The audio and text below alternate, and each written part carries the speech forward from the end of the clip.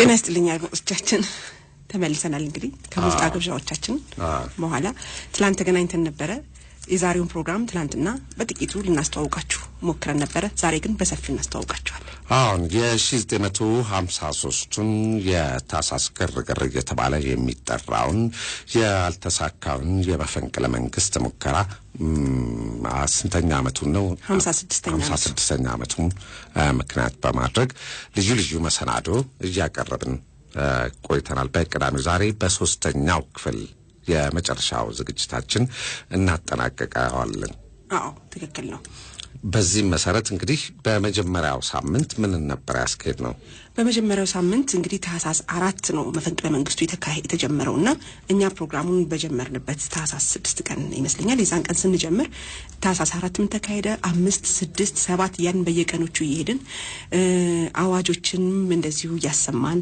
እስከዛሬ ድረስ ያልተሰማ መግለጫ ማግኝተን እነሱንም ያሰማን እነሱን ሁሉ እየተረከን ነበር ያለፈው ታህሳስ 5 እና 6 1953 ዓመተ ምህረት በኢትዮጵያ ሬዲዮ ሲተላለፉ የነበሩ መግለጫና አዋጆችን ከዚያን ጊዜ በኋላ በልዩ መሰናዶም በልዩ ፕሮግራምም በየትኛውም መገናኛ ብዙሃን ያልተደመጡትን ራሳቸው ድምጻቸውን አግኝተነው የሁለቱንም ቀን መግለጫና አዋጆች እንደያስፈልጊነቱ የልዑል አልጋ ወራሹን ጨምሮ ስናስተላልፍ ነበር ከጥንስሱ ጀምሮ እንዴት ተጠነሰሰ ለምን ታሰበ እነማን አሰቡት እንዴት አደረጉት የሚል ምስክርነትም ደግሞ የሚሰጡ ሰዎች ነበሩ ኮሎኔል መለሰ የኮሪያ ዘማቾች ማህበር ፕሬዝዳንት እሳቸው ስለ ሌተናል ኮሎኔል ወርቅነህ ገበየው አለቃቸውም ስለነበረ በኮሪያ ዘማቾች ጊዜ ማለት ነው ዘማች ስለነበሩ እንዲሁም ብርጋዴር ጀነራል መንግስቱ ንዋይም ደግሞ እና ገርማሜ ንዋይ የስጋ ዝምድናም ስለነበራቸው ስለ ክቡር ዘመኛም የሚያውቁትን ነገር በሰዓቱ ስለነበረው ነገር በዝርዝር አጫውተናል ሌተናል ኮሎኔል ወርቅነህ ምን አይነት ሰው ነበረ ብርጋዴር ጀነራል መንግስቱ ንዋይ እንደው በቤቱ በደግነቱ እንደው ስለ ወንድሙም የመሳሰሉትን ነገሮች የገርማሜ ንዋይ ማመለካከት ምን ይመስል ነበር መፈንቅለ መንግስቱስ እንዴት ከሸፈ ባይከሸፍስ ኖሮ የተለየ ለውጥ ነበረው ወይ ለኢትዮጵያ ብለ ያስባሉ ወይ የሚሉትን ነገሮች አስተያየታቸውን የሰጡበት ፕሮግራም ነበረ ኮሎኔል መለሰ ከዛም በሚከተለው ሳምንት በሁለተኛው ሳምንት ላይ ደግሞ የሜጀር ጀነራል ሙልጌታ ቡሊን ልጆች አቶ ታደለ ሙልጌታን አነጋግረነው ነበር አዎ ታናሽ ወንድምየውም እዛው ተገኝቶ ስለነበረ በአጋጣሚ እሱም የተሰማውን ነገር ነግሮን እሱንም ባለፈው ሳምንት ሜጀር ጀነራል ሙልጌታ ቡሊ እንግዲህ በታሪክ አጋጣሚ የብርጋዴር ጀነራል መንግስቱ ንዋይ ወዳጅ ጓደኛ አብሮ አደግ ቤተሰብ አብሮም የተሰደዱ እንደዛ ቢሆንም የታሪክ አጋጣሚ አጥፊና ጠፊ አድርጓቸዋል በአረንጓዴ ሳሎን ውስጥ ከተገደሉት መኳንንት ሚኒስትሮችና ባለስልጣኖች አንዱ ነበሩ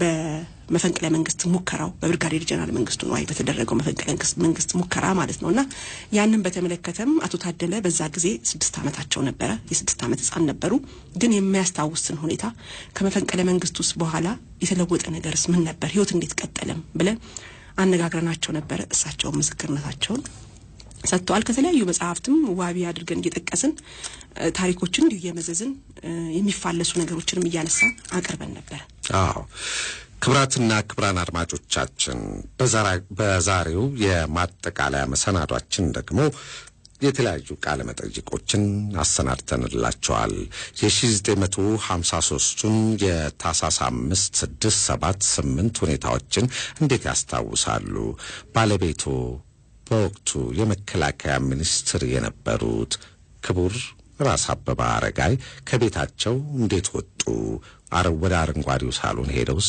ከዛ በኋላ የተፈጸመው ነገር ግድያው እንዴት ሰሙት የሚለውን ነገር ከዛሬ 18 ዓመት በፊት ባለቤታቸውን እመት ቆንጂት አብነትን አንድ ወጣት ልጅ ቃለ መጠይቅ አድርጓቸው በካሴት ላይ አስቀምጦት ነበር እና ይሄን ቃለ መጠይቅ ስልክ ደውሎ እኛን አግኝቶን በእጅ ሰጥቶናል ባለፈው ሳምንት አስተዋውቀናል ከምሽቱ 5 ሰዓት ከምናምን ነው መኖሪያ ቤት ድረስ ተቀበልኩት እና ከዛ ላይ ቀንጨብ አድርገን የ10 ደቂቃ እናሰማቸዋለን እሳቸው ዛሬ በሆቴሉም ነገር ግን ይህ ወጣት ልጅ ለታሪክ አስቀምጦታል ለኛ አድርሶናል እኛ ለእናንተ እናደርሳለን ደሞ ማን ነው ልጁ ካላችሁ በስልክ እናነጋግረዋለን ሌላ ትናንትና ምሽት አዜብ ወርቁስ ከምሽቱ 5 ሰዓት ድረስ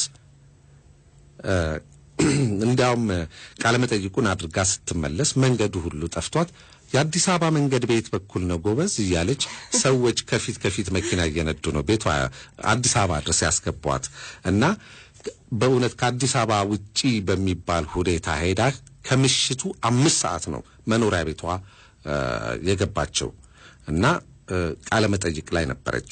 ማንን አግኝታ እርሷ ራሷ ትነግረናለች። ማን ጋር ነበር የሄድሽው? እኔ አውቀዋለሁ፣ ለአድማጮቻችን ንገሪያቸው። የክቡር ራስ አበበ አረጋይ ልጅ የመጨረሻ ልጅ ወንደሰን አበበ አረጋይ እሳቸውን አግኝቻቸው ነበር። ወንደሰን አበበ አረጋይ የሚኖሩት በአሜሪካን ሀገር በቨርጂኒያ ነው። አሁን ግን ለረፍት መጥተው በአጋጣሚ እዚህ ነው ያሉት። ፕሮግራማችንን አድምጠው ነበር እና ሊያገኙን ይፈልጉ ነበር። ይህንንም የሰማው እንግዲህ ያንን ጠይቁን ያደረገው ዝናቡ ለኛ ደውሎ የነገረን ትናንትና ከሰዓት ነበር። በጣም እንፈልጋቸው ነበር። የራስ አበበ አረጋይ ልጆችን ማግኘት እንፈልግ ነበርና እንዴት እንደምናገኛቸው አተኖ ነበር እየፈለግን ነበር። ሲነገረን አላመነታንም። ትናንት 11 ሰዓት ላይ ነው ከስቱዲዮ የወጣ ነው። ከዛ በኋላ ያው ከሱ ጋር ተገናኝተን ቤታቸው እስኪወስደን ድረስ መንገዱም ጠፍቶብን በጣም መሽቶም ነበር። ግን ቃለ መጠይቅ አድርገናል፣ ጭውውት አድርገናል። ያደረግነው ቃለ መጠይቅ በጣም ሰፊ ነው። በኋላ ሰዓት ሲደርስ ቃለ መጠይቅ ነው። ነገር ግን ለዛሬ ከመፈንቅለ መንግስቱ ጋር በተያያዘ ከአባታቸው ጋር በተያያዘ ከክቡር ራስ አበበ አረጋይ ጋር በተያያዘ 17 ደቂቃ ከምናምን ሰከንድ ቀንጨብ አድርገን እናስደምጣቸዋለን። በተረፈ እጅግ በጣም ስፋት ያለው ወግ ነው አዜብ ያወጋቸው ከወንደሰን አበበ አረጋይ ጋር። እሱም በሌላ ጊዜ በሌላው ፕሮግራማችን እናስደምጣቸዋለን። ለዛሬው ግን 17 ደቂቃ ያህል ስለ አባታቸው ስለ 1953ቱ መፈንቅለ መንግስት ትውስታቸውን የሚያካፍሉንን እናስደምጣቸዋለን።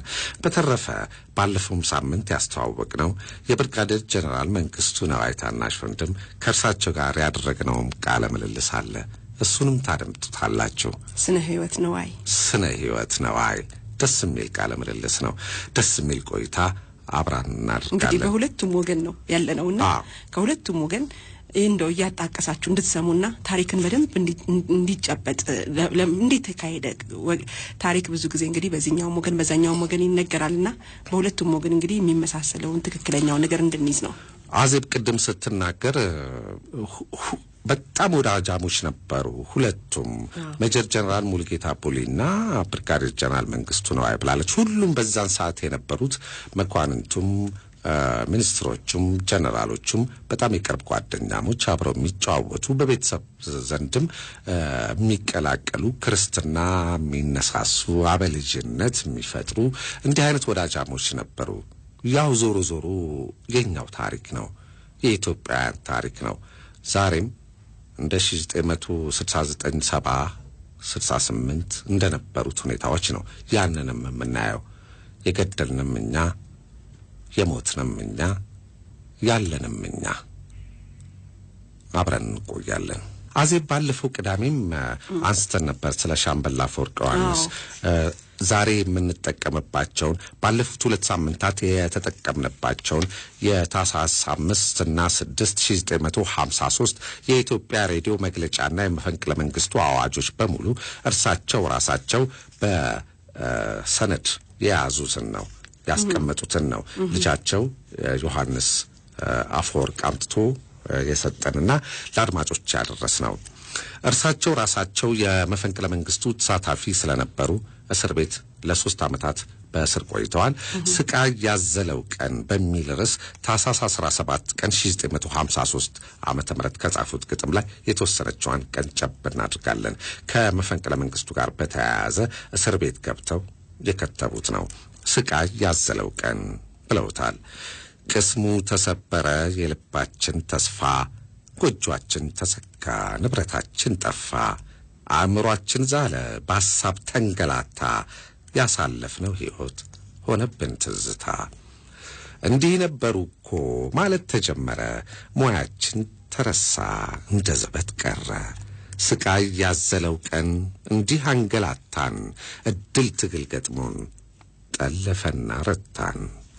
የሶስት ጉልቻችን እሳት ተዳፈነ ሮሮ ተሰማው ልባችን አዘነ የእድሜያችንን ዘመን እንደዘበት አልፈን ለቤተሰባችን ትካዜ ተረፈን አይናችን ጠልቋየ ፈገግታችን ጠፋ ከወዳጆቻችን ምንም ማጣን ተስፋ ስቃይ የታቀፍከው የትካዜያችን ቀን እለፍ ችላ አትበል እንደዚህ ተጨንቀን ተራራና ሜዳው ሙቅ ብርሃን ለብሶ የተድላ የደስታ ዘመን ተመልሶ ለማድረግ እስኪችል ለማየት አይናችን ተስፋ እናገኝ ይሆን ምግብ ለልባችን ምንም ብንሰቃይ ምንም ብንጎዳ አቋርጠን ስናልፈው የትካዜን ሜዳ ነገ ከተባለው ከጫካው ከደኑ ምን እናተርፍ ይሆን ኧረ ለመሆኑ በትካዜ ኑረን በትካዜ እንዳንቀር አንተ የነገው ቀን አመጣጥህ ይመር ስንቀጣ ኑረን አንሙት ስንቀጣ ነገ ተስፋ ስጠን ፈገግታ እንዳናጣ እባክህ ፈጣሪ ምህረትህን አውርደው የስቃይን ሸክም አልቻልንም ውሰደው የጨለማ ጥላ ጎዳን ተዘርግቶ ብርሃንህን ስደድ እንድናይ ቀን ወጥቶ በእውነት ብርሃን ጮራ ዓለምን አልብሰው ተመልክቶ ያየ እንዲመራበት ሰው ከመከራ ፍታን ከችግር አድነን እንዴት እንሰቃይ እንሙት አንተን አምነን አድነን ከዚህ ግፍ ነፃ እንድንወጣ በጠላት ጭቆና እንዲህ አንቀጣ ነፃነትን ስጠን ለመብታችን አብቃን በግፍ ስቃይ አየን ሳንበድል ተጠቃን ስቃይ ያዘልከው ቀን እለፍ ይበቃሃል በቅቶናል ተጨንቀን ብለው ነበር የጻፉት ታኅሳስ 17 ጫማቸውን አስወልቀዋቸው ክሮቹን አሳስረው አንገታቸው ላይ አንጠልጥለው በባዶ እግራቸው ከሃዲ በሚል ድምጽ ታጅበው ከ6 ኪሎ 4ኛ ክፍለ ጦር ድረስ እኛን የመሰሉ መኮንን መቸስ አንድ መዝሙርም አለ በኋላ ብቻ ምን ሰማው ክቡር ዘበኞች በኋላ ላይ እስቲ ነግራችኋለን የምታስታውሱም ካላችሁ ሙሉን ግጥም ብትነግሩን ደስ ይላል እኛ አዝማቿን ብቻ ነው በጣም ስለገረመን ነው እናቀርብላችኋለን በነገራችን ላይ 1952 ላይ አልቻልኩምና ኡታ አስከፋም ሚሊዮን ድርሰቶቻቸውን ካበረከቱ በኋላ በዚህም ትልቅ ስቃይ አይተው ነበርኝ ሻምበል ስለዚህ አልቻልኩም ጭቅጭቅሽን ትርክሽን እና ከመንግስት ጋር የተያያዘ ነው ተብሎ በመጨረሻ አይደለም ብለው የትዳር ነው የፍቅር ከሚስቴ ጋር ባለብኝ ጭቅጭቅ ነው ብለው እንግዳውስ ጥላውንና ብዙነሽ አልቻልኩም በልቻለው ይያሉ እንዲዘፍኑ እንደገና የማክሸፊያ ሌላ ዘፈን እንዲሰራ ተደርጓል አሁን ግን ምናጋብዛችሁ ጥላውን የተጫወተውን ኡኡታ ሳይሆን እስቲ ስሙት ለየት ያለ ቨርዥን ነው ተዘራ ኃይለ ሚካኤል የተጫወተው ጥናትም ይመስላል የሻምበል ራሳቸው ድርሰት ነው ኡታ አስከፋም ኡታ ያስከፋ ሲለዩ ተዋዶ ከዚህ በለጠ ከየትም ተመርዶ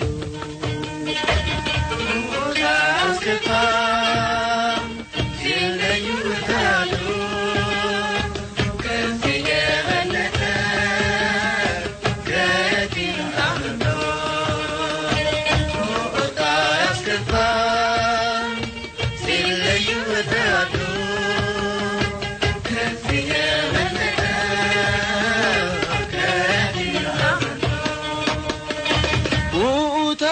ሰምተሽ ተመለሽ በሞቴ ኡኡታን ሰምተሽ ተመለሽ በሞቴ ከርተሽኛል ብዬ አልቆርጥም ካንጀቴ ምን ያሰኛል ተለይታ እንድትሄድ ምን ያሰኛል ተለይታ እንድትሄድ ሁሉ እንደኔ እንደሆን ወዲያ ይቀር መውደድ አስከፋም ሲለዩ ተዋዶ ከዚህ በለጠ ከየትም ተመርዶ አስከፋም ሲለዩ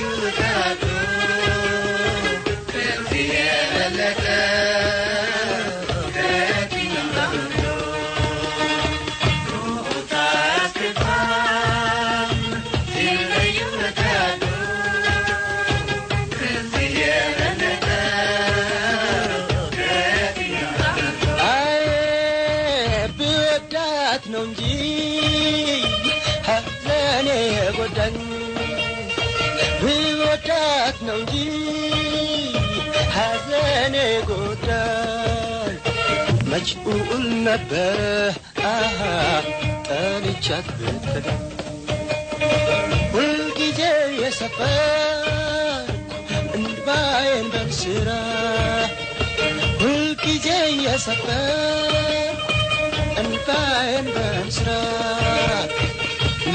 ብዬ ካልቀር ነይለኛል አይ ውታ ያስከፋም ሲለዩ ተዋዶ ከዚህ የበለጠ ከየት ይምጣምዱ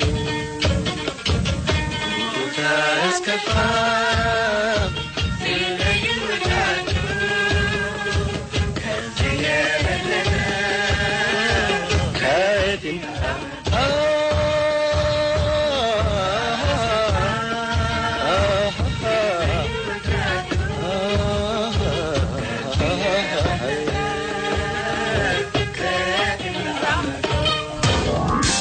የደራው ጨዋታ ወደ መጀመሪያው መሰናዶ እንሻገር። በ1953 መፈንቅለ መንግስት በአረንጓዴው ሳሎን ሕይወታቸውን ካጡት መኳንንትና ሹማምንት መካከል አንዱ ስመጥሩ አርበኛ ክቡር ራስ አበበ አረጋይ ይገኙበታል። በወቅቱ በነበራቸው ስልጣን የሀገር መከላከያ ሚኒስትርና የሕግ መወሰኛው ፕሬዝዳንት ነበሩ። በነገራችን ላይ ክቡር ራስ አበበ አረጋይ በጊዜው የሌፍተናንት ጀነራል ማዕረግ ይለብሱ እንደነበርም ይታወቃል። እንዳውም በአንዳንድ መጽሐፍትም ላይ ከራስ ይልቅ ሌፍተናንት ጀነራል አበበ አረጋይ የተባሉ ነው የሚገለጹት። በአብዛኛው ሲነገርና ሲጠሩ የምንሰማው ግን ራስ በሚለው ማዕረጋቸው ነው። የኢትዮጵያ ሰራዊት በየክፍሉ በተደራጀበት ጦሩን የማዘመን ስራ በተጀመረበት የ1940ዎቹ አዲስ ወታደራዊ አደረጃጀት መሰረት የጦር ሚኒስቴር የሚለው ስያሜ የሀገር መከላከያ ሚኒስቴር በሚል ስም ተቀይረዋል። ያኔ በስሩ የምድር ጦር፣ ባህር ኃይልና አየር ኃይል የተካተቱበት ነበር። እናም በጊዜው የጦር ሚኒስትር የነበሩት ራስ አበበ አረጋይ በሌፍተናንት ጀነራል ማዕረግ የመከላከያ ሚኒስትር ሆነው ተሹመዋል። እስከ ሕይወታቸው ፍጻሜም ድረስ ሌፍተናንት ጀነራል ነበሩ። የመጀመሪያው ጠቅላይ ኤታማዦር ሹም ሆነው የተሾሙት ደግሞ ሜጀር ጀነራል ሙልጌታ ቡሊ ነበሩ። ያው እንደሚታወቀው መቼስ እንዲህ ያለው ነገር ከእጅ እንዲወጣ አይፈቀድምና የጦር ኃይሎች ጠቅላይ አዛዥነቱን ስልጣን የጨበጡት ደግሞ አጼ ኃይለ ሥላሴ ነበሩ። የጦር ሚኒስትሩ ወይም ደግሞ የሀገር መከላከያ ሚኒስትሩ በአብዛኛው ራስ ክቡር ራስ እየተባሉ የሚጠሩት የሌፍተናንት ጀነራል አበበ አረጋይ ባለቤት ደግሞ እመቤት ሆይ ቆንጂት አብነት ይባላሉ። ዛሬ ፕሮግራማችንን የመጀመሪያው መሰናዷችንን ከሳቸው ድምጽ ነው የምንጀምረው። ይሄን ድምጽ ከየት እንዳመጣ ነው ደግሞ ማን እንደሰጠን ደግሞ እንገልጽላችኋለን። መጀመሪያ ግን እንደ መንደርደሪያ ያደረግነው መጀመሪያ ግን እንደ መንደርደሪያ ያደረግነውን ከመጽሐፍ ላይ ጠቀስነውን ማን ይናገር የነበረ ከሚለው ከአቶ ብርሃኑ አስረስ መጽሐፍ ላይ ያገኘነውን እናካፍላችሁ። ሜጀር ጀነራል መርዕድ መንገሻ የመፈንቅለ መንግስቱ እንዴት እንደተደረሰበት እንዲህ አድርገው ይገልጹታል። ይህ ሁከት መፈጠሩን የሰማሁት ከተኛው በኋላ ከምሽቱ 3 ሰዓት ተኩል ነው። ይኸውም ወደ ክቡር ራስ አበበ ቤት ስልክ ደወልኩ። ወይዘሮ ቆንጂትን የራስ አበበ ባለቤት በኋላ እመቤት ሆይ አገኘኋቸው። ራስ አበበ ግቢ ይፈልጋሉና እንዲመጡ ተብለው በክቡር ራስ አንዳርጋቸው ተጠርተው ሄደዋል። ነገር ግን ራስ አንዳርጋቸው እየደወሉ እስካሁን አልደረሰም ይሉኛል። ከቤት ከወጡ ጀምሮ ያለው ጊዜ ሲታሰብ እንኳንስ እዚያ ሌላም ቦታ ለመድረስ ያስችላል አሉኝ። እኔም ምን የተፈጠረ ነገር አለ? ግርማዊትስ ምን ሆነው ይሆን በማለት ብጠይቅ አረንጃ እኔ ነገሩ ደስ አላለኝም።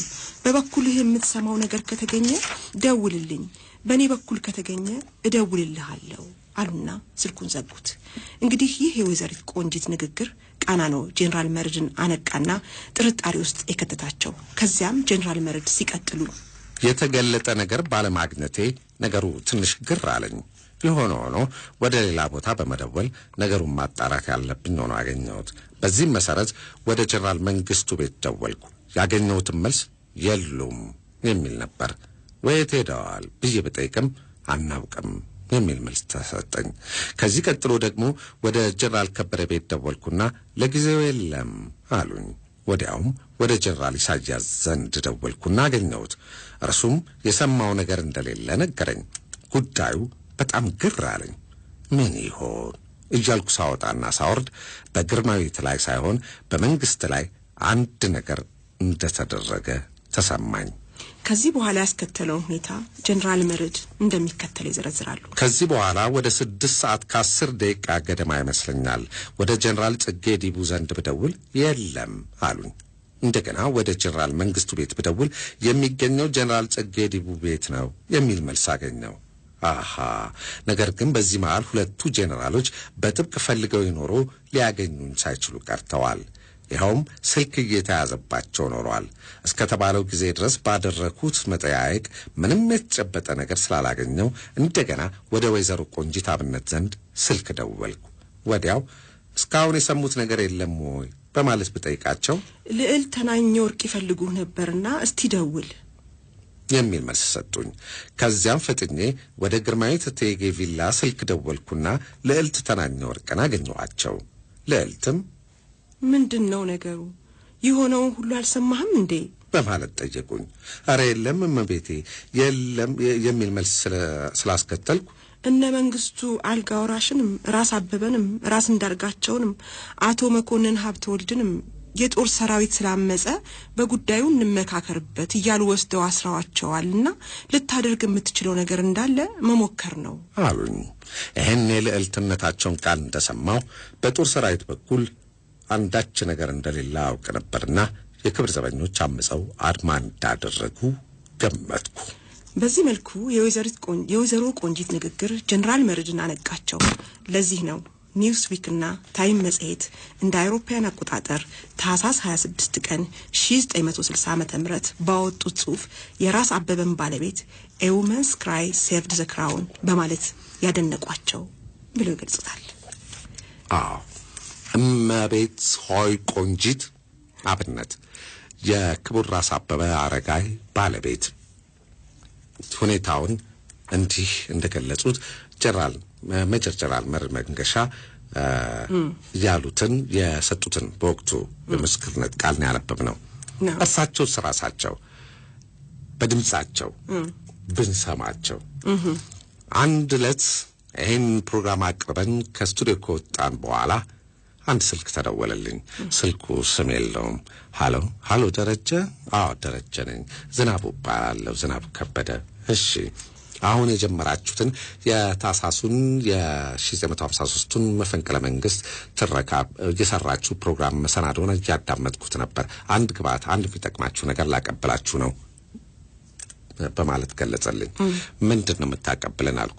የክቡር ራስ አበበ አረጋይ ባለቤት የነበሩትን አሁን በሕይወት የሉም ወይዘሮ ቆንጂት ራስ አበበ እመቤት ሆይ ቆንጂት አብነትን ቃለ መጠይቅ ኦኬ ጋዜጠኛ ነህ እንዴ ስለው ኧረ አይደለሁም አለኝ እና መቼስ የዛለት ባለፈው ማወርቻለሁ ከምሽቱ 5 ሰዓት ከምናምን ነበረ ወደ ቤቱ ነገ ሰጣለሁ በካሴት አለ ብሎ ሲለኝ ነገማ አይነጋም አልኩት እና ከምሽቱ 5 ሰዓት ነበረ ቤቱ ድረስ ሄድኩት። ግንቦት 14 1991 ዓመተ ምህረት የዛሬ 18 ዓመት ገደማ መሆኑ ነው። ዝናቡ ከበደ ከክቡር ራስ አበበ አረጋይ ባለቤት ከመቤት ቆንጂት አብነት መኖሪያ ቤት ተገኝቶ ቃለ ምልልስ ያደረገው። ልጁ ጋዜጠኛ አይደለም። በወቅቱ የዝናቡ ከበደ ዕድሜ ከ24 ዓመት የዘለለ አልነበረም። በሙያ ደረጃ ያጠናውና የተማረውም አውቶ ሜካኒክ ነው እና ከብሎን ከመፍቻ ከሜካኒክነት ከምናምን እያልሽ እንግዲህ ከዛ ከአውቶ ሜካኒክ ሙያ ጋር አያይዘሽ የምትስየው ልጅ መቅረጸ ድምፅ ገዝቶ ካሴት አዘጋጅቶ እስቲ ንገሩኝ ይሄን ታሪክ እናስቀረው ብሎ መቅረጹ ምን አሳሰበው? ምን ይሆነም ብሎ ነው የሩቅ ዘመን ታሪክ ሊያውም መቅረጸ ድምፅ አዘጋጅቶ በካሴት የቀረጸውና ዛሬም ድረስ ያስቀመጠው። ዝናቡ ከበደ በቀጥታ የስልክ መስመራችን ላይ ይገኛል። እንደምን ውለሃል ዝናቡ? እግዚአብሔር ይመስገን።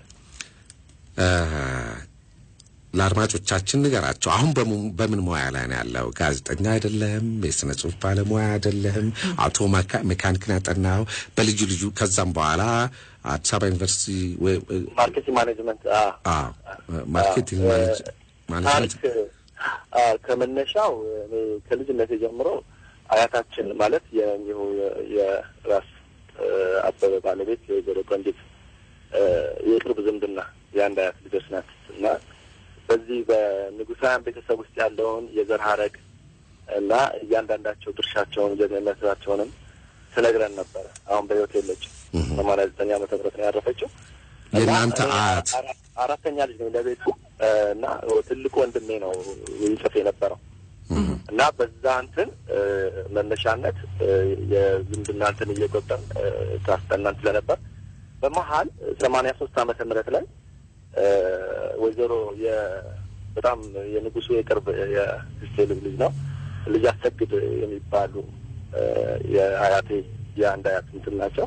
የስጋ የቅርብ ስጋ ዝምድና ያላቸው በቤት መታ ዝናቡ ማሙሽ የቤተሰብ ማሙሽ አንድ ትልቅ እናት እኔ ያረፍኩባቸው ልሰግና ላገናኝ አለችኝና በ83 ደርግ እያለ መጨረሻው ላይ ወደ ገና አካባቢ እንደዚህ አካባቢ ላይ ወስዳ አስተዋወቀች። የሚናገሩት ታሪክ እና ሁሉ ነገር በጣም ደስ ይላል እና በዛ መሰረት ልቀጣቸው ተነሳሳ እና ቆይቶ ከ8 ዓመት በኋላ ያው 91 ዓመተ ምህረት ግንቦት 14 በየጻፍኩት ተሰጠው ካሴት ላይ ተገነዝኩት ለወደፊት ለዘሮቻችን ለአገርም ትልቅ ማስታወሻ ይሆናል ብዬ ይሄን ያህል ዓመት በቤት ያስቀመጥኩት እንደራሴ ይገርመኛል። 18 ዓመት ሙሉ ነው ቤት ውስጥ ያስቀመጥከው። ቃለ መጠይቁን ካደረክላቸው በኋላ ካሴቱን በቃ ወስዳ አስቀመጥከው። ምንም ለማድረግ አላሰብክም? መቀመጡ ግን በመሀል ግን ላገባ ስልሳቸው ሊያርፉ 6 ወር ሲቀራቸው ጋብቻዬ ነበር። በዛን ወቅት ከሚዜዎቿ ጋር ሆና ባለቤቴ ብቸኛዋን ወይዘሮ ሌኒ ቸርነት ትባላለች። እዚህ በቅሎ ቤት አካባቢ ልጅ ናት። እዛ ነው ያደገችው። በጣም ጥሩ ልጅ ናት። እሷ እንደተዋወቅኳት እዛው ዩኒቨርሲቲ ውስጥ እንደዚህ ከዚህ ከዩኒቨርሲቲ ያወቅኳት እና በጥሩ ሁኔታ ልጆቻቸውን ጋብቻ እንዳስያዙ ስለሚመክሩኝ በዛ መንገድ ሄጃለሁ ብዬ እሷን ሳስተዋውቅ የዛን ጊዜ ነግሬያታለሁ ለእሷ እና ትልቅ ታሪክ አለኝ ቤታችን ብዬ ነግሬያለሁ። በነገራችን ላይ ባለቤትህ አጭር መልእክት አድርሳኝ ነበርና አንብቤው በጣም ነው የገረመኝ። ራሷም የስነ ጽሁፍ ባለሙያ ነው የምትመስለው። ይገርምሃል ደረጀ፣ ዝናቡን በርብሩት እኔ ጉያ የስራ ቅፌ የማድረው ትልቅ ታሪክ ነው ብላን የጻፈችውና አጻጻፏ ሁሉ ደንቆኛል። በጣም ነው የደነቀኝ። ወይዘሮ ቆንጂት ግን ቃለ መጠይቅ ስታደርግላቸው ምን ነው ለምን ፈለግከው እንደው ለምን አላሉም ብለውኛል። በዛን ወቅት አንትሮፖሎጂስት የዚህ አሁን ያልኩሽ የቅድም የተናገርኩት የወይዘሮ አበበች ታናሽ እህት ወይዘሮ አበበች አሰግድ ታናሽ እህት ጠረፍ ወርቅ አሰግድ ትባላለች እና ፈረንሳይ ሀገር ረጅም ዓመት ትኖራለች እና ከፈረንሳይ ባለቤቷ የተወለደች የመጀመሪያ ልጇ ኤልሳቤጥ የምትባል ጥምቀት ላይ ያገኘኋት። በመልክ አወቅኳት። ጥምቀት ባህር ላይ ስትቀር ፎቶ ምናምን ተነሳ። ከዛ ከእሷ ጋር ሆነን ሄድን ማማ ጋር። አሁን ከዛ ስንጫወት እሷ ወደ ደቡብ አካባቢ የኮንሶን እርከን ነበረ ጥናት እያደረገች የነበረ። በዛ በቃ ረጅም ጊዜ ከእሳቸው ጋር ስንል ለምን ለእናቷ ለጠረፍ ቀርጬ ያልክላትን በሚል እንትን አዘጋጀሁና መቅረጸ ድምፁን አሁን የደጆቹ ሳይዘጉ የጅማ ቤተክርስቲያናት በነገራችን ላይ በቤተክርስቲያን ነው ያደግኩት። ካ ሚካኤል አካባቢ ነው በሰንበት ሙዚም እና የቤተክርስቲያን ልጅ ነበረው የመቅረጸ ድምፁና ስጠኝ ብዬው ፍትሐወቅ ይባላል። ሚዜም ነው የመጀመሪያ ሚዜ ታገባ ከሱ ነው የወሰድኩትና ቀርጬ ለእሷ ለመላክ ነበር እና በመሀል ደውላልኝ እንድትመጣ እሳቸው እድሜያቸው ወደ 90 ዓመት እየገባ ነውና ሳያርፉ ያቸው ብያት በእኔው ምክንያት መታየታቸዋለች እና በዚህ ምክንያት ነው ይህን ታሪክ የቀረጽኩት።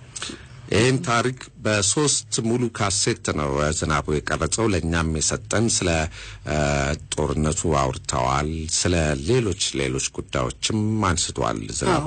እኛ ግን የፈለግነው ከዛ ውስጥ ከዚህ ፕሮግራማችን ለዚህ መሰናዷችን የሚበጀውን ያልነውን የ10 ደቂቃ የሚሆን አውጥተንለታል። 18 ዓመት በኋላ በካሴት ከተቀረጸ ቴፕ ላይ ስለሆነ የገለበት ነው። ምናልባት ለድምፁ ጥራት አድማጮቻችንን ይቅርታ እንጠይቃለን። ዝናቡ ከበደ ኖር ብለናል። የምር የደራው ጨዋታችን እኔና አዜብ እጅግ በጣም ከልብ እናመሰግናለን። እግዚአብሔር ይስጥልን፣ እግዚአብሔር ያክብርልን።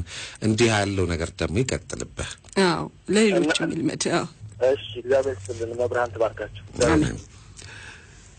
ክብራትና ክብራን አድማጮቻችን ከታሪካዊ ሁነቶችና ክስተቶች ጋር በተያያዘ አንድ ዝግጅት ባሰናዳን ቁጥር እንደ ጨውና ቅመም የምንጠቀምባቸው እንደ ክሬምና አስኳል የምንገለገልባቸው ግብአተ ጣዕሞችን ፍለጋ ሁሌም እንባዝናለን።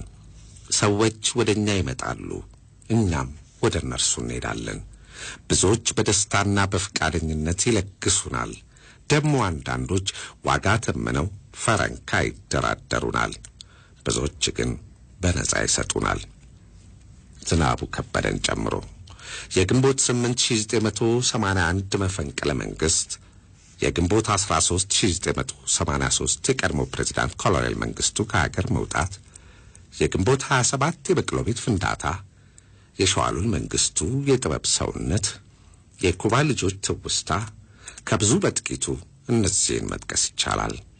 ይህ በዛሬው ዕለት የሚገባደደውና ስለ ታሳስ 1953ቱ መፈንቅለ መንግስት ያዘጋጀነው መሰናዶ ከብዙዎች ደጃፍ አድርሶናል። ሌሊት ሳይቀር አስጉዞናል። የታሳስ 5 እና 6 1953 የሬዲዮ ወጃና መግለጫዎችን ከወዳጃችን መኖሪያ ቤት አግኝተን ለእናንተ ለአድማጮቻችን አድርሰናል። ከክቡር ራስ አበበ አረጋይ ባለቤት ከመት ቆንጂት አብነት ጋር የተደረገ ቃለ ምልልስም እነሆ ከአድማጫችን ተበርክቶልን ከደቂቃዎች በኋላ ልናስደምጣችሁ ተዘጋጅተናል። መፈንቅለ መንግስቱ ከከሸፈ በኋላ ከታሳስ 7 እስከ 10 ባሉት ጊዜያት የኢትዮጵያ ሬዲዮ ያስተላልፋቸው የነበሩ ማሳሰቢያ መግለጫና አዋጆች ጥርት ባለ ድምፅ ከእጃቸው ይገኛል መባሉን ሰምተን ከአንድ አረጋዊ መኖሪያ ቤት ስንመላለስ ከርመናል። አሁንም ድረስ ደጅ ጥናት ይዘናል። አሁን ቀኑ ሌሊት ሆኖ ጀንበር ብትጠልቅም የሕይወትም ጉዞ ወደፊት ቢዘልቅም የሰው ልጅ ምኞቱ ፍለጋዋ አልቅም ነበር ያለው ዲፒሼ እንዴ። በርግጥም ፍለጋዋ አልቅም። ዝናቡ ከበደ የዛሬ 18 ዓመት ከመቤት ሆይ ቆንጂት አብነት ጋር ያደረገውን ቃለ ምልልስ 10 ደቂቃ ትሆናለች። እሷ በመፈንቅለ መንግስቱ ዙሪያ በ1953 ላይ የነበረው ባለቤታቸው ክቡር ራስ አበበ አረጋይ ከቤት እንዴት እንደወጡ፣ ማን እንደደወለላቸው፣ እርሳቸው ከዛ በኋላ ከማን ጋር እንደተደዋወሉ በራሳቸው አንደበት የሚገልጹትን እነሆ አድምጡት። ማታ ራት በልተን ከራት በኋላ ወደ መኝታ ቤት ስንሄድ ገና ሳንቀመጥ ስልክ ጮኸ። ራስ አነሳ ስልኩን። አሎ ማን በልጌታ ሲል አንዳርጋቸው ነኝ አሎ። ራስ አንዳርጋቸው ምን ነው ጌታዬ? ደህና ግርማዊት እየታመው እናታቸው ቤት እንጦጦ ገብተዋል። ግርማዊት እና ምን ነው ደህና አለው ሰብቶ። አዎ ምን እንፈልግሃለን አንዴ ብትመጣ አለው። እሺ ጌታዬ ልምጣ አለ። አዎ ስልኩን ዝግት አደረገና ጋቢ ምናምን ለብሶ ነበር። ልብሴን ስጡኝ አለና ልብሱን ለባበሰ። ግርማዊ ታርፈዋል መሰለኝ አለኝ። አንዳርጌና ብሎ ጠራኝ። ግርማዊ ታርፈዋል መሰለኝ ሲለኝ እኔም ልሂድ ታንተ ጋር አልኩት። ልበሽና ቆይ መኪና ልክልሻለሁ አለኝ። ለብሼ ቁጭ ብዬ ስጠብቅ ስልክ ተደወለ። አጠገቤ ነው። ብድግ አድርጌ አሎ ስል ራስ አንዳርጋቸው ነኝ አለኝ። ምን ነው ደህና ነህ ስለው ራስን ጠርቼው ነበር አልመጣም አለኝ። አልደረሰም እንደሄዷል እኮ አልኩት። ኧረ አልመጣም አለኝ። ዘጋ። ትንሽ ቆይቶ ደግሞ ደወለ። አልደረሰም እንደሆነ ስለ ጊዜ አልመጣም። ኧረ አሮጌ መኪና ይሆን እንደመጣው እስኪ ተበላሽቶበት ይሆን አለኝ። ጠይቁ ያልኩና ስልክ የለም በአዲሱ መኪና ነው የሄደው አሉኝ። እንደውም መኪና ውስጥ ቀርብለት ድረስ አስፋልቱ መንገድ ድረስ በእግሩ ሄዷል አንድ ልጅ አስከትሎ እና አላ ዘጋ። ደግሞ ሶስተኛ ደወለልኝ። ምንድን ነው ስለው ጊዜ ምን ሆናችኋል ደህና አይደላችሁ እንዴ አልኩት። ተከፍተናል አለኝ። ሄዷል ቆይቷል ከሄደ አልኩት። ዘጋ። ከዚህ በኋላ ጄኔራል መርድ ታሞ ተኝቷል። ጉንፋን አሞት ተኝቷል። ማታ ራስ ሄዶ ጠይቆት መጥቷል እና ሞታል ብሎ ነግሮኛል። ስልክ ደወልኩ ጄኔራል መርድ ጋር ደወልኩለት። የጦር ሚኒስቴር ነው ከራስ በታች እና ደወልኩለት። አሞት ተኝቷል አለኝ። ቀስቅስና አቅርብልኝ አልኩት። ቀስቅሶ አቀረበልኝ። እንደምንድን ነው በጎ ነው አልኩና ራስ እኮ ያላስ አንዳንዴ ቀርቶት ሄደ አልገባም እንጂ ያለ ጀሳሁን ደወለልኝ። 2 3 ደወለልኝ። ሄዶ ነበረ አልደረሰም እያለ 3 ደወለልኝ አልኩት። በዚህ ውስጥ ደውልልሻለሁ አለኝና ዘጋ እና ተዛጠቀና ተዛ ተነስቶ እሱ እንዳጋጣሚ የጄኔራል ላቪዚ ጓደኞች ናቸው። መኪና እሱ ቤት አድሯል። የእሱን መኪና ትቶ በጄኔራል ላቪዚ መኪና ተቀምጦ ወጣ ከቤት 4ኛ ክፍለ ጦር መንገድ ላይ ግንፊሌ ላይ አግኝተውት መኪናው ሌላ ስለሆነ አልፈውት ሄደዋል። እነሱ ቤቱ ሲገቡ አጡት። እዛ ክፍለ ጦር ሲገባ ደወለልኝ። አሁን ክፍለ ጦር 4ኛ ክፍለ ጦር ገብቻለሁ። እነከሌን ጀነራሎች ረሳኋቸው፣ ስማቸውን አግኝቻቸዋለሁ። እነከሌን ደግሞ ላገኛቸው ነው ይፈልጋቸው አሉ ብለውኛል አለኝ። ጀነራል ጽጌንና መንግስቱ ነዋይን ግን ማታ ነበሩ አሉ። አሁን የሉም አጣዋቸው ፈልጌ አለኝ። ይሄን ተነጋገርን እና ልጅ መቤት የደወለች ምን ሆናችኋል ምንድን ነው ስላት ጊዜ ተከበናል እኮ ለጀነራል መር ነገሪው አለች። ነግሬዋለሁ እንዳልላት ሚስጥር እንደሆነ እየፈርቼ ደበቀው እና ላገናኝሽ አልኩና ደወልኩና አገናኘኋቸው። መቤት ጋር ተነጋገሩ። መከበባቸውን ነገረችው። ስልክ ተቆረጠ። ከዛ በኋላ ያ ሁሉ ተቆርጦ እኔ ቆይቷል። ተቆረጠ። ማክሰኞ ዕለት ነው ማታ። ሮብ ዕለት ፍራሽና የጸሎት መጽሐፍ የሲቪል ካፖርት ላኩልኝ ብሎ ላክንለት። ከዛ ተከብር ዘበኛ ወደ ቤተ መንግስት ወሰዷቸው ይባላል። እኔ እንግዲህ የማውቀው ይሄንን ነው። ከዚህ በኋላ እንግዲህ ተኩስም ተከፈተ አይደለም ይታኮሱ ምን ሲሉ ቁጭ የመጽሐፍን ስደግም መኪና መጣና ያለንና ይጠራሉ። ቶሎ ተፈልገዋል አሉ ይዘው ሄዱ እና እዛ ግርማዊት ተየጋ ሲሄድ አርፈዋል ራስ አበበ ብለው ነገሩ። እዛ ሰማ። ይሄንን ነው የማውቀው። እንደዚህ ባዶ እጃቸውን ወስደዋቸው ምንም መሳሪያ ሳይኖራቸው ቀጥታ ነው የገደሏቸው ማለት ነው። ግርማዊት ታማዋል ተብሎ የለ ፈጥረው ነው ያወሩት። ይሄን ታማዋል ወሬውን እንሰማለን መቼም ከበዘበኞች ራስ አበበን ለማየት ይፈልጋሉ እያሉ ወሬ እንሰማለን። አስቀድሞም እንሰማለን። ራስ አበበ ጠቅላይ አዛዥ ነበሩ የጦር ኃይሎች በሙሉ። የሁሉ ጦር ምድር ጦርም መከላከያ ሚኒስቴር ነው እኮ። መከላከያ ሚኒስቴር እሱ ነው። ከዛ ንጉሠ ነገስታችን እዛው እያሉ ሰሙ። እዛው ሰምተው አይሮፕላኑ የሄዱበት የእሳቸው ስለሆነ መጡ። ወዲያው ደረሱ እና ይተኮስ ነበር እሳቸው እስኪመጡ ድረስ። እሳቸው ከሞቱ ቦታ ገባልና አልፎ ይተኮስ ጀመር። ግን እንደሰማሁት አባታችን አቡነ ቴዎፍሎስ ባስልዮስ ከጀነራል መርድ ጋር ሆነዋል። ሌሎችን ጳጳሳቶች አሉ መሰለኝ አቡነ ገብርኤል ሁሉ ነበሩ መሰለኝ። እነኚህ ሁሉ አንድ ላይ ሆነው ገዝተዋል። ግዝትም እንትና ማን ነው እሱ ደረጀ ኃይለ ማርያም ታደርጌ ጦርነቱን ሰምቶ ጦር ጭኖ ሲመጣ ታንክ ውስጥ ቆሞ ግቢው ሲገባ ገደሉ። ማን ነው ደረጀ ማለት? ልጅተናኛው ነው። ልጅ ያገባ ነበር። የተናገ ልጅ ነበረ። አደርጌ ነበረ። ብዙ ጊዜ ተኮስ ነበር መቼም። ከዛ መንግስቱና ዋናው አስተባባሪ ስለሆነ ወደዚህ ቋላ ነው ጠፋ የተባለው። እሱ እንግዲህ መረታቱን ሲያውቀው የጦር ሰራዊቱ አየለበት እና መረታቱን ሲያውቀው ፈጃቸው። እነሱን ፈይቶ ወደዚህ ቋላ ሸሽቶ ሄደ። ወንድሙ ሊይዙት ሲሉ ጥይቱን ጠጥቶ ሞተ በድማሜ። እሱ ተይዞ በተኩስ ለአንድ አይኑ ጠፍቶ ተይዞ መጣ። በህይወት ቤት ነው ያየሁት ነው። እሺ አንድ ቀለታ ሳይፈረድበት የተፈረደበት የሚለበስ ልብስ አላሉ። እሱ ለብሶ መጥቶ ሳይፈረድብኝ ለምንድን ነው እንደዚህ ያለብሱኝ ብሎ ለዳኞቹ ነገረ። ዳኞቹ ወደ ጓዳ ገቡ። ተመካከሩ። መጡና ሰውየውን ጠሩት። የሆነ ቤቱን ያመጣውን ሰውዬ ኮሎኔል ነው እና ለምንድን ነው ሳይፈረድበት ይሄን ልብስ ያመጣው? የክብር ልብሱን አልብሼ ላንጣው እንዴት አይደል አለ። ፍርዱ በስቅላት ዳኞቹ ስቅላት ፈረዱበት። አዎ በደንብ ተፈርዶበት ነው የተሰቀለው። እሱን አይቻለሁ ሂጅ ለመዳችን ነው። አባቱም እናቱን ያውቃሉ። እናትና አባቱም አለቃ ነው ናቸው። በእናቱ ነው መሰለኝ የሚዘመደልኝ። ብዙ እውቀት የለኝም ከሱ ጋር ከዛ በኋላ ቀብራቸውስ ደብረ ሊባኖስ ተቀበረ። ማግስቱን በዚያ ነው ሰሞን ማክሰኞ ዕለት ተገለ። ማክሰኞ 1 ረቡዕ 2 ሐሙስ 3 ዓርብ ዕለት ነው የተቀበረ። ዓርብ ዕለት እዛ ተቀበረ። ግርማዊነታቸውም ነበሩ። ለክብር ነው ብቻ የተቀበለው። ያው የአርበኛ ክብር አለው። የእሱን ታሪክ የምነግርህ እኔ ራስ እንዲህ ያለ ነገር ሲደርስበት ይገርመኛል። በጣም ይጾማል። በሃይማኖትም ጽኑ ነው። ራብ አይፈታውም። ውሃ ጥም የለም። እንደው ግርም ይለኛል። በጣም ብርቱ ነበር። ቂም የለም፣ ማኩረፍ የለም። ትዕግስት እንደው የእሱን ያህል ትዕግስት ያለው ሰው ያለ አይመስለኝም።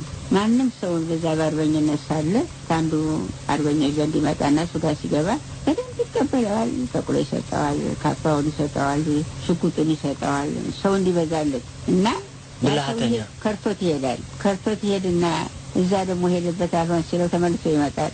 መጣ ሲሉት ጥሩት። ጌታዬ እንደምንድን ነህ? ደህና ነህ ወይ? ቁጭ በል እንደተወለው እንጂ እንዲህ አድርጌለት እንዳልቆሎ ሄዶ ብሎ ማኩረፍ የለም። እኛን እናደዳለን። እሱ ግድ የለውም። ደግሞ ለምግብ በጣም ይጠየፋል። 3 ቀን ጾሙን አድሮ በአራተኛው ቀን አንድ ዘመዱ ሴትዮ መንደር ሄዳ እንጀራ ለምና ብላ ብትለው እጇን ሳትታጠብ እንደጋገረችው አልበላም ብሎ እንዲ ያለ። ይሁን መብል ይቻላል፣ ውሃ ጥም አይቻልም። በረሃ ስንሄድ ውሃ የሌለበት ቦታ ደርሰን በጣም ሰው ሁሉ ከብት ሁሉ ተጠምቶ አንድ ኩል ያገኘን እንደሆነ ሰው ከብትም እዛ ይገባና ይጠጣል። ሰው እኛም ጠጣለን ሁላችንም። እሱ አይቀምስም። እንደገና ባላገር ተፈልጎ ምንጭ ያለበት ቦታ ጠይቆ በበቅሎ ተሄዶ ኮዳ ይዞ ሄዶ በዛ ተቀርቶ ይመጣል። እዚህ ላይ እንደ ልዩ ፍጥረት ነበረው ነው የምለው እኔ። እግዚአብሔር ነፍሳቸውን ይማርልን። ሰው ያከብራል። እንደ በጣም ጌታ አሽከርም ምንም ልጅም መቅጣትም የለም፣ ግድ የለውም። አሽከርም መቆጣትም የለም። ሌላ ብዙ ትዕግስት ነበረው። የደራው ጨዋታ የደራው ጨዋታ። ወደ ተከታዩ መሰናዶ እንሻገር። እመቤት ሆይ ቆንጂት ሳብነት ከክቡር ራስ አበበ አረጋይ ያፈሯቸው 2 ወንዶች ልጆች ናቸው። ልጅ አየለ ወርቅና የወንዶሰን አበበ። መሬቱ ይቅለለውና ወይም ይቅለላቸውና ትልቅየው ልጅ አየለ ወርቅ ዛሬ በሕይወት የሉም። አቶ የወንዶሰን አበበ ግን ምናልባትም ብዙዎች በቱሪዝም ኮሚሽን ውስጥ በኃላፊነት ቦታም የሚሰሩ ነበረ ከዚህ ቀደም። ይሄን ታሪክ እኔ አውቃለሁ። ምናልባት በወጋችሁ ላንስታችሁት ከሆነ አዜብ ትናንትና ምሽት አግኝተን አነጋግረናቸዋል። አዜብ ከአዲስ አበባ ከተማ ውጪ ከምሽቱ 5 ሰዓት ላይ ስደውልላት አቶ የወንደሰን አበበ ከሚገኙበት መኖሪያ ቤት እየወጣው ነው ቃለ መጠይቁን አድርጌ፣ ግን አዲስ አበባ ውስጥ አይደለም ያለሁት አለችና ግራ ገባኝ። ከዛ መኪና ማን ነው የሚያሽከረክርልሽ ስላት እኔ እያሽከረከርኩ ነው። ታዲያ ወዴት ነው የምትነጂው ብዬ ስላት አይ ሰዎች መንገድ ላይ አስቆሜ አዲስ አበባ ቤት ነው ስላቸው ፈገግ አሉ። ከዛ በኋላ በእኔ ተከታይና ወንዶች ናቸው። እነሱ መኪና ይዘዋል። እነሱ ከፊት ይሄዱልሽ። ልክ የሆነ የት ቦታ ስንደርስ በቃ ቋሉ ያልሻቸው ሳሊተ ምህረት ስንደርስ ከዛ እስከ ማታ በየ5 ደቂቃው እየደወልኩ እከታተላት ነበር። እቺ ልጅ አንድ ነገር እንዳትሆን እያልኩ አዜብ አሁን የት ነሽ ስላት አላውቅም ሰዎቹን እየተከተልኩ ነው። ወዴት እንደሚወስዱኝ በሚቀጥለው ስደውል አዜብ አዲስ አበባ አላውቅም እኔ ወዴት እንደሚወስዱኝ እየተከተልኩ ነው፣ ወዴት ብቻ እንደሚሄዱ አላውቅም ትለኛለች። አዜብ ስላት ወይ አሁን እኮ አዲስ አበባ አብኳት ሳሊተ ማርያም ጋር ስንደርስ በቃ አውቀዋለሁ አልኳቸው አመስግኜ አሁን ወደ ቤት እየነዳው ነው አለችኝ።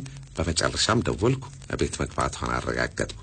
እንዴት ነበር ምሽቱ? አድማጮቻችን እንግዲህ ከአዲስ አበባ ውጭ ያልኩትን ቦታ ስትሰሙ እንዳትቀየሙኝ። ትንሽ ከሳሊተ ምህረት እውነት ለመናገር ከሰሚት ካለፈ ይጠፋኛል። በተለይ በማታ ነው፣ በጣም ምሽት ነው። በርካታ የአዲስ አበባ መንገዶች መብራት የላቸውም።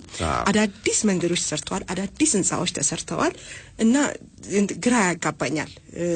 እንደሱ አይነት ነገር ይጠፋኛል። መንገዱ መዞሪያው ምልክትም የተጻፈባቸው ቦታዎች ልክ ሳሊተ ምህረት አካባቢ ስትደርስ ነው ምልክት የምታገኘው። ወይም ባቡሩ መንገድን ሳየው በቃ እሱን ተከትዬ የት እንደሚሄድ አውቀዋለሁ፣ የባቡሩ መሄጃን ሳገኝ። አለበለዚያ ሁሉ ጊዜ ይጠፋኛልና አያት መጨረሻው አካባቢ ነበረ የነበረው ቃለ መጠየቁና ወተን አብሮኝ የነበረ ዮናስ ሁሌ ተባባሪ የኔ ወዳጅ አብሮኝ ሄዶ ነበርና እሱን ደግሞ ሰሚት አካባቢ አዲስ የተሰሩ አላል እሱን እዛ ማድረስ ነበረብኝ እና አድርሼው በዚህ ሄደሽ በስተግራ ይለኛል። እኔ አላውቅም መንገድ ስለው እንደውም በሚገርም ታሪክ ሰዎች አስቁምልኝ ወደ ከተማ የሚሄዱ ብያልኩትኝና እሱ ነው ቆሞ ሲያስቆማቸው እንደውም በጣም ተገርም ያለኝ። ቪትስ መኪና ነው በ65 የሚጀምር ታርጋ ቁጥር ነው። ምናልባት ያደመጣችሁን ከሆነ በጣም አመስግኛችኋለሁ። ዮናስ ነው መንገድ ላይ ቆሞ ሲያስቆማቸው ወዲያው ነው ቆም ያሉት። ገርሞኛል። እንዴት ቆሙ ማለት አንተ በዛ ምሽት እና ሲቆሙ ባካችሁ እህቴ ወደ ከተማ ልትሄድ ነበርና እንደው ብታደርሷት ብሎ ሲል ወደ አዲስ አበባ ኮናችሁ አድርሱኝ በላቸው ስለውሱም እየሳቀ እኔ እውነት ወደ አዲስ አበባ ልኩት መንገድ ምሩኛ በቀኛ ወደ መገናኛ ነን ያለነው ትከተለም ብሎ አሉ እውነትም በቀስ ይያሉ እየነዱ እየጠበቁኝ እየተጠባበቅን መንገድ እየመሩኝ በቃ የት እንዳለው ነው ታላቅልክ ሳህለ ተመረጥ ጋስተርስ ዊች ያልኩኝና እዛ አቃለው ብዬ ቀደም ደረሽ አሉኛ አመሰግናለሁ እግዚአብሔር ይስጥልኝ ብዬ ምልክት አሳይቻቸው ወደ ቤት የገባው ማለት ነው አቶ ዮንዶሰን እንዴት ያሉ ሰው ናቸው የራስ አበበ አረጋይ ሁለተኛ ልጃቸው አዎ አቶ ወንደሰን እንግዲህ ያው ከሚኖርበት አካባቢ አሜሪካን ሀገር ቨርጂኒያ ነው የሚኖሩት ለረፍት መተው ካረፉበት ኮዳጃቸው ቤት ነው እንግዲህ ያገኘዋቸውና እዛ ነው ቀለም ጠይቁን ያደረግነው በፎቶግራፍ ነው ማቃቸው አባታቸው ወላጅ አባታቸው በነገራችን ላይ እዚህ ላይ አንድ ነገር ልናገር እንደራስ አበበ አረጋይ በጣም ዘመናዊ ከነጸጉር አቆራረጣቸውና ከነመልካቸው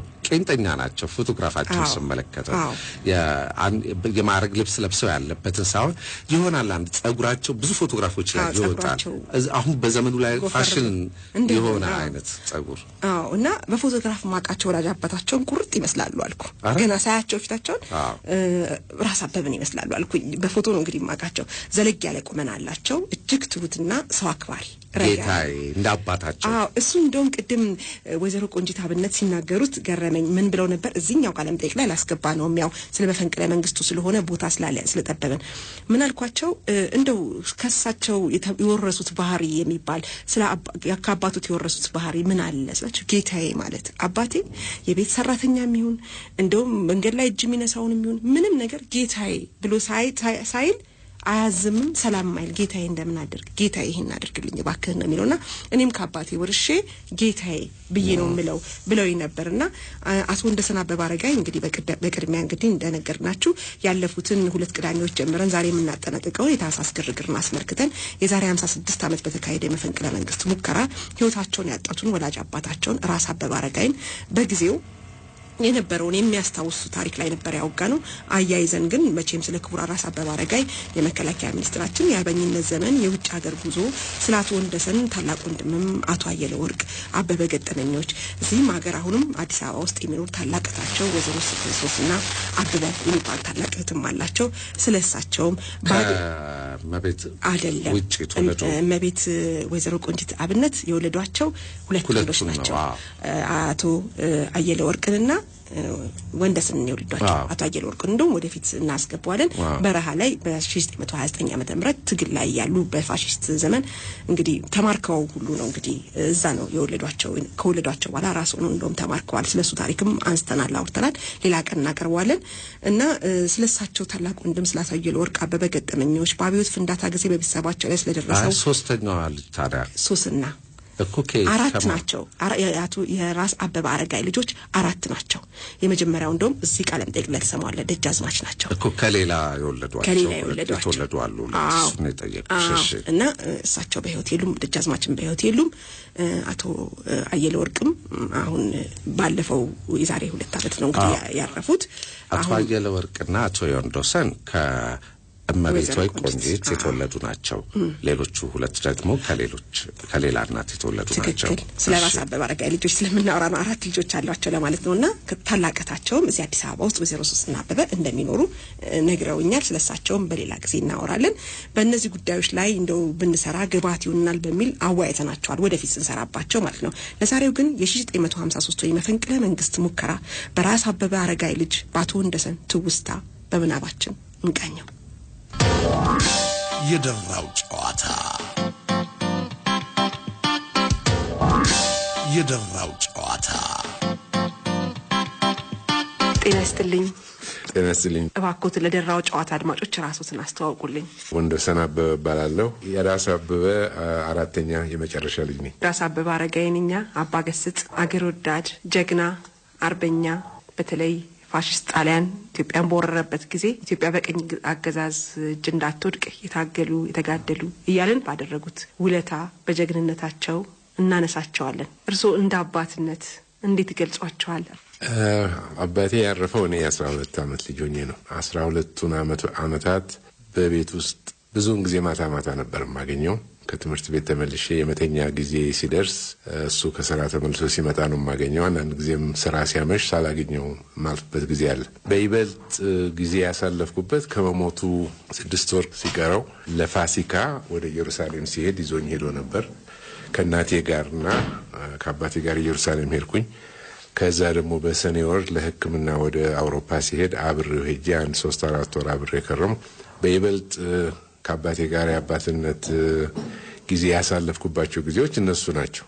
አለበለዚያ ብዙውን ጊዜ እሱ ስራ ላይ ስለሚውል ቅዳሜና እሁድ በተለይ ካልሆነ በስተቀር ብዙውን ጊዜ አላየውም ነበር። ግን ለብዙ ሰው ማወራው ካደኩ በኋላ አባቴ አንድም ቀን ተቆጥቶኝ አያውቅም እያልኩ ነው ማወራው። በፍጹም ትዝ የሚለኝ ቀን የለም። በፍቅር ያየኛል፣ በፍቅር ያጫውተኛል። ባለችም ጊዜ ብዙውን ጊዜ ዝም ያለ ሰው ነው። ከልጆቹ ጋር ግን ያው ያጫውተናል። የልጅ ልጆቹ ሌሎችም የእህቴ ልጆች ሲመጡ ምን ሲሉ የበለጠ ደስታ ይሰማው ነበር።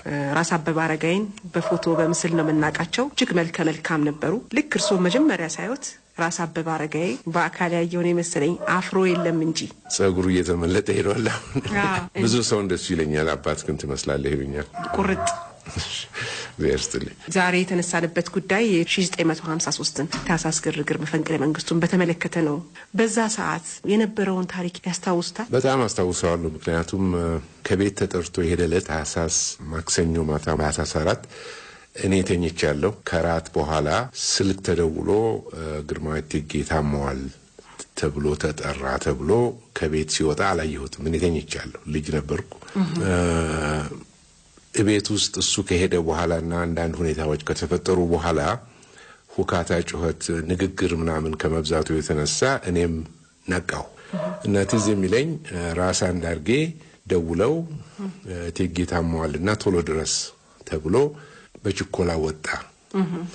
ሹፌሩ ተጠርቶ ከቤቱ መጥቶ መኪና እስከሚያቀርብ ድረስ ቸኩሎ በእግሩ እስከ ስላሴ ቤተክርስቲያን ድረስ በእግሩ ሄዶ ሹፌሩ ደርሶበት ነው አሳፍሮ የወሰደው። እናቴ ስልክ እየደዋወለች ስታወራ ትዝ ይለኛል ከልዕልት ተናኘ ወርቅ ጋራ። እሱ በርግጥ ትዝ ይለኛል ከልዕልት ተናኘ ወርቅ፣ ግን ቀደም ሲል እኔ ከእንቅልፌ ከመነሳቴ በፊት ከራስ አንዳርጌም ጋር እንደተነጋገረች ስታወራ ሰምቻለሁ። ራስ አንዳርጋቸው የልዕልት ተናኘ ወርቅ ባለቤት። ከዛ ለጀነራል መርድ የእህቷ ልጅ ነው ጀነራል መርድ መንገሻ እንደደወለችለትና ነገሩ ደስ አይልም፣ ራስ አንዳርጌንም አልጋወራሽንም ይዘዋቸዋል አሉ። ራስ አበበም ከሄደ ቆይቷል፣ ግን ልዕልት ተናኘ ወርቅ እየደወሉ አልደረሰም ነው የሚሉኝ፣ ነገሩ ደስ አይልም ብዬ ለጀነራል መርድ ነገርኩት ብላ ስታወራ ትዝ ይለኛል። የዛን ቀን ምሽት በዚሁ አለቀ። ጠዋት ነገሮች ከረር እንዳሉና መፈንቅለ መንግስት እየተካሄደ መሆኑ ገባን። ያው ልትገምቱት እንደምትችሉት ጭንቀት ሆነ ቤት ውስጥ። ምንም የምናውቀው የምንሰማው ወሬ የለም። የሬዲዮኑን ብቻ ነው የምንሰማው። ግን ከዛ ቀስ በቀስ አየር ኃይልና የጀነራል መርድ የጦር ሰራዊቶች ኃይል ተነስቷል የሚባል ነገር እንሰማ ጀመር። አይ ቲንክ ሮብ በዚሁ አይነት ይመስለኛል ያለቀው። ትዝ እንደሚለኝ ከሆነ ሐሙስ ይመስለኛል ተኩስ የተሰማው። ሐሙስ ወደ ማታ ላይና አርብ በብዛት የሚሸሹ ወታደሮች ናቸው የሚባሉ የክቡር ዘበኛ ወታደሮች የኛ ቤት ወደ ጫካው ጥግ ላይ ስለነበር ሲያልፉ እንሰማለን። እይት በጣም ይሰማ ነበር። የሚሸሹ ወታደሮች ናቸው የክቡር ዘበኛ ወታደሮች እየተባለ ብዙ ወታደሮች በእኛ ቤት ሰፊ ግቢ ነበር፣ ጫካውን ታኮ ያለ ግቢ ነበር። ይሄዳሉ እየተባለ ሲወራ እንሰማለን። የኛን ግቢ ደግሞ የሚጠብቁ ንዑስ ፖሊስ ጣቢያኛ ግቢ ውስጥ ነበር። የነሱ ሰዎች ይነግሩናል። እንግዲህ ዋናው ቀን አርብ ነው። አርብ ጠዋት ላይ ይመስለኛል ጦሩም ተኩሱም ምኑም እየተፋፋመ ሄዷል። አንዳንድ ሰዎች ማንነታቸውን ለይቼ የማላቃቸው እናቴን ለማነጋገር መጥተዋል እየተባለ ከእናቴ ጋር እየመጡ ሲነጋገሩ ትዝ ይለኛል። ግን ምን እንደሆነ ጉዳያቸው፣ በምን ምክንያት ነው የመጡ ወታደሮች ወይንም የመንግስት ባለስልጣን አይነት ሰዎች አይደሉም። ሴት ወይዘሮች ወይም ስልጣን ላይ ያሉ ሰዎች አይደሉም። ይመጣሉ፣ ግን ነገሩ አይገባኝም ነበር። ግን በኋላ ካደኩ በኋላ ከእናቴ ጋር ስናወራው ይሄን ነገር እንደነገረችኝ አንዳንድ ሰዎች ጀነራል መርድ እጁን ቢሰጥ ባልሽን እንለቀዋለን የሚል መልእክት እንዲህ እያሉ የሚመጡ ሰዎች ነበሩ። ጀነራል መርድን መፈንቅለ መንግስቱን ከደገፍክ ራስ አበበን እንለቅልዎታለን እያሉ የንግግሩ ቁም ነገር ምን መሆኑን ያወቁት ብዙ ቆይቶ ካደኩ በኋላ ነው። ከእናቴ ጋር ስለዛ ቀን ስናወራ የነገረችኝ። ከዛ ዓርብ ዕለት ወደ ከሰዓቱ ላይ አንድ የቤተ መንግስት መኪና መጣ እና እናቴ የምታውቀው የራስ አንዳርጋቸው ሹፌር ወይንም ተከታይ የሆነ ሰውዬ ነው ያለው መኪና ውስጥ ከሹፌሩ ሌላ። እርሶን ልወስድ ነው የመጣሁት ብሎ እናቴን ይዟት ሄደ። በግምት አንድ ሰዓት ተኩል እናቴ ከሄደች በኋላ ያው መኪና ከዛው ሰውዬ ጋር ተመልሶ መጣ። አንተ ደግሞ ትፈልጋለህ አለኝ እና እኔ ገብቼ ሄድኩ። ታላቅ ወንድሜ ዛን ጊዜ አቶ አየለወርቅ ዋሽንግተን የሚገኘው ኢትዮጵያ ኤምባሲ ውስጥ ሰራተኛ ነበር። እዚህ አልነበረም። አዎ ትልቁ ወንድሜ ደጃዝማች ዳንኤል ከተማ ውስጥ ነበር። እንደውም የሚወሩ ነገሮች አሉ፣ የቱን ያክል እውነት እንደሆኑ ባላቅም ከአየር ኃይል ሰዎች ጋር ሆኖ የነ ጀነራል መርድን ጦር እየደገፈ እዛ ያስተባብራል። የአውሮፕላን ነጂነት እውቀት ስለነበረው ሊሆንም ይችላል አይነት ይባል ነበር። እና እህቴ አዲስ አበባ አትመስለኝም የዛን ጊዜ አይ ቲንክ ፕሮባብሊ ድሬዳዋ ነበረች ወይንም እዚሁ አዲስ አበባ ተወለደች፣ ግን እኛ ቤት አልነበረችም። ልጆቿ ግን ከሚማሩበት አዳሪ ትምህርት ቤት መጥተው እኛ ቤት ነበሩ። ስለዚህ እርሶ ነበር የተገኙትና እኔን ይዘውኝ ሄዱ። የራስ አንዳርጌ ሹፌር እና ተከታይ መጥተው ይዘውኝ ሄዱ። የወሰዱኝም ይሄ የቴጌ ቪላ የሚባለው ከአሜሪካን ኤምባሲ በላይ ያለው ቤተ መንግስት ውስጥ ነበሩ ቴጌ የዛን ጊዜ። እዛ ይዘውኝ ሄዱ። እዛ ስደርስ ነው በራፉ ላይ ራስ አንዳርጌን አግኝቼ አቅፈውኝ አባት አልፈዋል ብለው የነገሩኝ የዛን ጊዜ ነው። እና እዛ ቤተ መንግስቱ ግራና ቀኝ ያለው መስክ ላይ የክቡር ዘበኛ ወታደሮች እየተማረኩ በውስጥ ልብስ በካናቴራና እንትን ሆነው እዛ ጂምናስቲክ እንዲሰሩ ተደርጎ እዛ እንደ እስረኛ ተይዘዋል። ግን በሙሉ ግቢውና አካባቢው ሁሉ በጦር ሰራዊቶች ነው የተያዘው። ይሄ እንግዲህ ዓርብ ከምሽቱ ወደ 11 ሰዓት 12 ሰዓት ገደማ ነው። በሰዓቱ መቼም ልጅ ነበሩ። በደንብ ተረዱት ነገሩን? አዎ እኔም ይገርመኛል። ለጊዜው በጣም ማለቅስም አልመሰለኝም ነበር፣ ግን ማልቀሴ ትዝ ይለኛል ደንግጬ። ግን ሌሎች የቤተ መንግስት የንጉሳውያን ቤተሰብ ልጆች በኔ እድሜ ያሉ በርከት ያሉ ልጆች ነበሩ እዛ። ከነሱ ጋር ደባለቁኝ። በሙሉ ልጆቹ ተሰብስበን ልዕልት ተናኘ ወርቅ ቤት የዛን ጊዜ ሰንጋተራ የሚባለው አሁን ጥቁር አንበሳ ሆስፒታል ያለበት አካባቢ ነበር። እዛ ሄደን እዛ ተቀመጥን ለጥበቃ ተብሎ። ምክንያቱም ከዛ ውስጥ ካለነው ውስጥ አባቶቻቸውም የሞቱ ነበሩ እና ልጆቹ ለብቻቸው እንዲሆኑ ለቅሶ እንዳያዩ በሚል ይመስለኛል። እና እዛ አንድ ሳምንት ተቀመጥኩ። በሳምንቱ ዓርብ ወንድሜ አየለወርቅ ከአሜሪካን ሀገር የአባቱን መሞት ሰምቶ ሲመጣ እኔ ሲሄድ መኪና ተልኮልኝ ወደ ቤቴ ስመለስ ኦልሬዲ አቶ አየለወርቅ ገብቷል ቤቱ። መፈንቅለ መንግስት ፈጻሚዎቹ ለፍርድ በቀረቡበት ጊዜ ወገኖቻቸው ህይወታቸውን ያጡባቸው በፍርድ ቤት የፍርድ ሂደቱን ይከታተሉ ነበር ይባላል። ወይዘሮ ቆንጂት እንደዛ ይከታተሉ ነበር? እርግጠኛ አይደለሁም። እኔ ያን ጊዜ እንግዲህ ገና 12 ዓመት ልጅ ነኝ። እኔ ኦፍ ኮርስ አልችልም እንደሱ አይነት ቦታ መሄድ። ግን እኔ ትዝ የሚለኝ ጀነራል መንግስቱ የሞት ቅጣት የተፈጸመበት ቀን ከትምህርት ቤት ስመጣ ሹፌሩ መጥቶ ፒክ አደረገኝና ወደ እንጦጦ በማምራት ፈንታ ወደ መርካቶ መሄድ ጀመረ ሹፌሩ። የት ነው የምትሄደው? ወደ ቤታችን አይደለም እንደሚሄደው። አንዳንድ ጊዜ እናቴ አንድ ቦታ ትሆንና ወንደሰን ይዘውና እዚህ ብላ የምትልክበት ጊዜ አለ። እንደሱ መስሎኝ ሌላ ቦታ ነው ዛሬ የምንሄደው ምናምን አልኩት። ዝም በልና ቁጭ በል አለኝ። ዝም አልኩ። ወስዶ አሳየኝ። የአባትህን ገዳይ ተመልከት ብሎ ተክለ ሃይማኖት አደባባይ ወስዶ እዛ የመንግስቱ አስከሬን የተሰቀለውን አሳየኝ። እና እሱ በዛን ጊዜ እድሜ እንኳን በጣም የሰቀቀኝ ነገር ነው። ሳላስበው ነው ደግሞ ያየሁት። ሹፌሩ ናቸው ደስ ይለዋል ብለው እናትህ ፈቅደው መቼም አያሳዩህም እኔ ላሳይህ ብዬ ነው ብለው አሳዩ። አስታውሰዋለሁ፣ ስቲል አስታውሰዋለሁ። ደግሞ የዛን ቀን ኃይለኛ ዝናብ ዘንቦ ነበር። ዩኒፎርሙ ድሬንችድ ሆኗል በዝናብ እና ቀለሙን ሁሉ ቀይሯል። ደግሞ የእናቴን መኪና ሲያዩ ሰውን በሰፊ ርቀት ነበር አስከብበው የሚያዩት። የሚመለከተው ሰው እዛ አደባባይ ላይ ያለው ተክለ ሃይማኖት አደባባይ ላይ ዙሪያውን ከቦ ነው ያለው። እንጃ ቢበዛ ፕሮባብሊ ቢያንስ ወደ 50 ወይም 100 ሜትር ይርቃል። ሰው ማለፍ የማይችልበት እገዳ የተደረገበት ቦታ። የእናቴ መኪና ሲታይ ፖሊሶች ስለሚያውቁት የእናቴን መኪና መንገዱን ከፈቱል በሩን ከፈቱልን እና እዛ መስቀያው እንትን ድረስ ነው ሾፌሩ ገብቶ እዛ አጠገቡ ውስጥ ደርሰን ዞረ ነው ተመልሰን ሄድን። ከባድ ነው። ኦፍ ኮርስ የአባቴ ገዳይ ነው፣ ግን መንግስቱ ነው ደግሞ ዘመዴ ነው። በደንብ ማቀው በጣም ማከብረው እንደሱ መሆን የምፈልግ ሰው ነበር። ለመጀመሪያው 6 አመት ትምህርት የተማርኩት እኔ ሮያል ፋሚሊ ስኩል የሚባል ነበረ ቤተ መንግስት ውስጥ አሁን ሎ ስኩል ሆኗል ሲባል እሰማለሁ። እዛ በነበርንበት ጊዜ እንደ ስቱደንት አክቲቪቲ ነገር ተብሎ ምን መሆን ትፈልጋላችሁ ስታድጉ በሚል መነሻ ግማሹ ክቡር ዘበኛ መሆን ፈልጋለሁ፣ ግማሹ ፖሊስ፣ ግማሹ አየር ኃይል ምናምን ሲል እኔ ትዝ ይለኛል መሆን የፈለኩት ክቡር ዘበኛ ነበር እና ወደዛ እንዳመራ ያደረገኝ የጀነራል መንግስቱን ቁመናና ሲያየኝ የሚያደርግልኝን ፍቅር ምናምን በማየት ክቡር ዘበኛ መሆን ፈልጋለሁ ሁሉ ብዬ ነበር እና ትልቅ ሰው ነው ኦፍ ኮርስ እኔ ልጅ ነኝ እዛ ጊዜ ግን እንደ ዘመድ የማየው ሰው ነበር። እሱ ያ የምታከብረውና አይደላይዝ የምታደርገው ሰውዬ አባትህን ገደለው የሚባለው ነገር በዛን ጊዜ እንኳን በ12 አመት እድሜ በጣም ተጻራሪ የሆነ ስሜት ነበር እየፈጠረብኝ ልቤ ውስጥ። ከዛም ደግሞ እንደዛ አስክሬኑ ተሰቅሎ እንኳን እንዲተሰቀለ ይቀርና የሞተ ሰው እንኳን በልጅ ማየት በዛ ሰዓት በጣም ከባድ ነው፣ ካይምሮ የማይፋቅ ነገር ነው። አሁን ይሻላል ለምልሽ አሁን ልጆቹ በቴሌቪዥንም በምንም ተለማምደውታል ሞትን።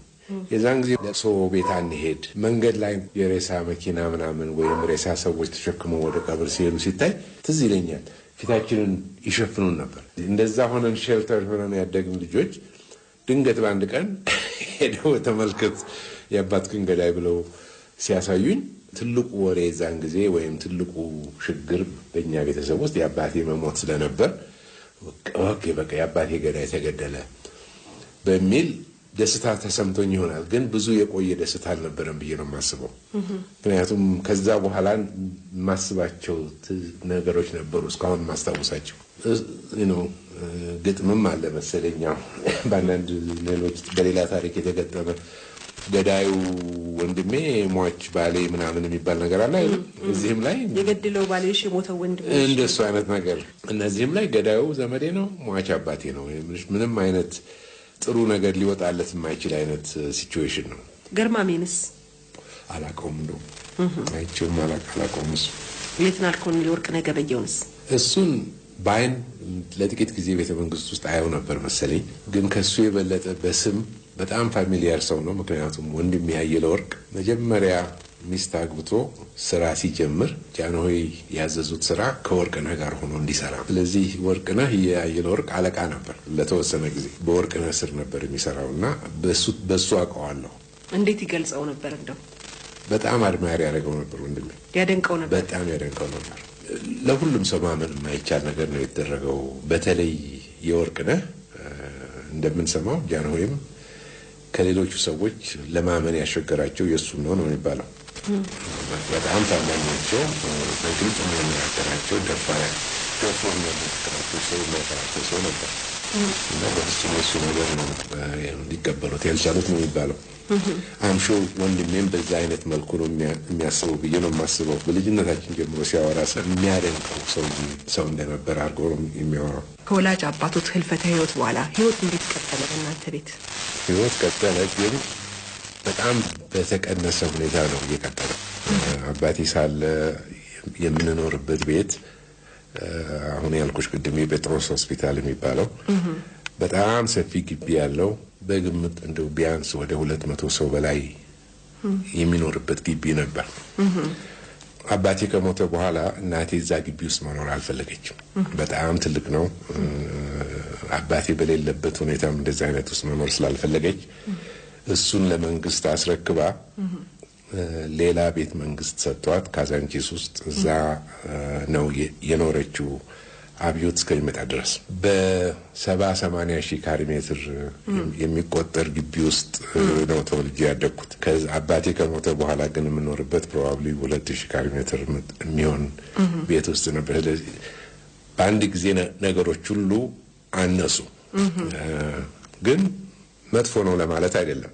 አባቴ በሞተ በአመቱ ነው ወደ ካዛንቺስ ወደ አነስ ያለ ቤት የገባ ነው እና ከኢትዮጵያ እስከመውጣ ድረስ እዛ ነው የኖርኩት። ታውት እንግዲህ ከ5 አመት በኋላ መሆኑ ነው። ከዛን ጊዜ ጀምሮ እዛው ነኝ ማለት ነው። እንደስ ለበፈንቅለ መንግስቱ ሰዓት ከወይዘሮ ቆንጂት ጋርስ ስለዚህ ነገር እያነሱ የማውራት ነገር አሉ ያወራናቸው። እኔና ወንድሜ አሜሪካን ሀገር ቁጭ ብለን ወደ 5-6 ሰዓት የሚፈጅ ኢንተርቪው ያረግናት ሁኔታም ነበር። ወላጅ እናቴን ያ ቴፕ በጣም ዋጋ የምሰጠው ቴፕ ቢሆንም አሁን ለጊዜው ለመስማት የማልችልበት ደረጃ ላይ ነው። በአናሎግ ቴፕ የተቀዳ ክር ዲጂታል አድርጎ ለመቀየር ችግር አጋጥሞኝ ቁጭ ብያለሁ። ከ51 አመት በፊት ነው የቀዳናት እናቴን በ1965 ዓመተ ምህረት እና ብዙ ነገሮች ምን እንዳለችም አላስታውሰውም። ቴፑ ግን እንዳጋጣሚ ወንድሜ በአስቀምጦት ኖሮ አሁን እሱ ካረፈ በኋላ አግኝቼዋለሁ። በጣም እናመሰግናለን። የወይዘሮ ቆንጂትን ወላጅ እናቶትን ቃለ መጠይቅ ለህዝብ እናደርስ እንደስቲ ማለት በጣም እናመሰግናለን አቶ ወንደሰን። ከልብ እናመሰግናለን። ረጅም እድሜ ከጤና ጋር እንመኝልዎታለን። የደራው ጨዋታ የደራው ጨዋታ ልጅ አየለ ወርቅና ወንድማቸው ታናሽ ወንድማቸው አሁን ሲናገሩ የሰማችኋቸው ፍሎ ነበረው። ምንም ደንቀፍ ሳይሉ ነው ያንተ ውስታ ያካፈሉን ያጋሩን የእመቤት ቆንጂትን የዛሬ 51 አመት የቀዷቸውን ድምጽ ቴፑን እንደሚሰጡንና ለአድማጮች እንደምናደርስ ቃል ገብተውልናል። እኛም በጉጉት እንጠብቃለን። አድማጮቻችን ብቻ ሳይሆን እኛ ራሳችን ከኦዲዮ ልክ እንደው ቅርብ ቢሆን ኖሮ አሁኑኑ መጣሉ አይቻል። ቬጋስ ነው ያለው ቬጋስ ቨርጂኒያ እጄ መቀበላቸው ደስ ይለኛል። ስለሌለም አቶ ወንደሰንን ግን በጣም እናመሰግናለን። እንደው ለአድማጮች መግለጫ ለመስጠት ያህል በአሁን ሰዓት 68 አመታቸው ነው። የሁለት ልጆች አባትና የልጅ ልጆችም አፍርተዋል። ባለቤታቸውም በአሁን ሰዓት በህይወት የሉም። በሂሳብ አማካሪነት ነበረ አሜሪካን ሀገር ሲሰሩ የኖሩት። አሁን በጡረታ ላይ ይገኛሉ። በጣም እናመሰግናለን አቶ ወንደሰን። ከእርሳቸው ጋር ያደረግነው ቀሪውንም ውይይት በሌላ ጊዜ ዘርጠውን መለሳለን። አሁን የመፈንቅለ መንግስቱን ብቻ ስለምናቀርብ ነው። እድሜያቸው 68 ነው ቢሉኝም ደረጃ አንተ ከሳቸው ታረጃለህ ብላኛለች። አዚም ዛሬም ገና ጎልማሳ ነው የሚመስሉት ብላኛለች። ክብራትና ክብራን አድማጮቻችን ታህሳስ 5 1953 በኢትዮጵያ ሬዲዮ የመፈንቅለ መንግስቱን ለመላው የኢትዮጵያ ህዝብ የገለጸው ከልዑል መርድ አዝማች አስፋወሰን አዋጅ ቀጥሎ የቀረበውን ለትውስታ ያህል ባለ 11 ነጥብ መግለጫ እነሆ ታደምጡት ዘንድ እንጋብዛለን።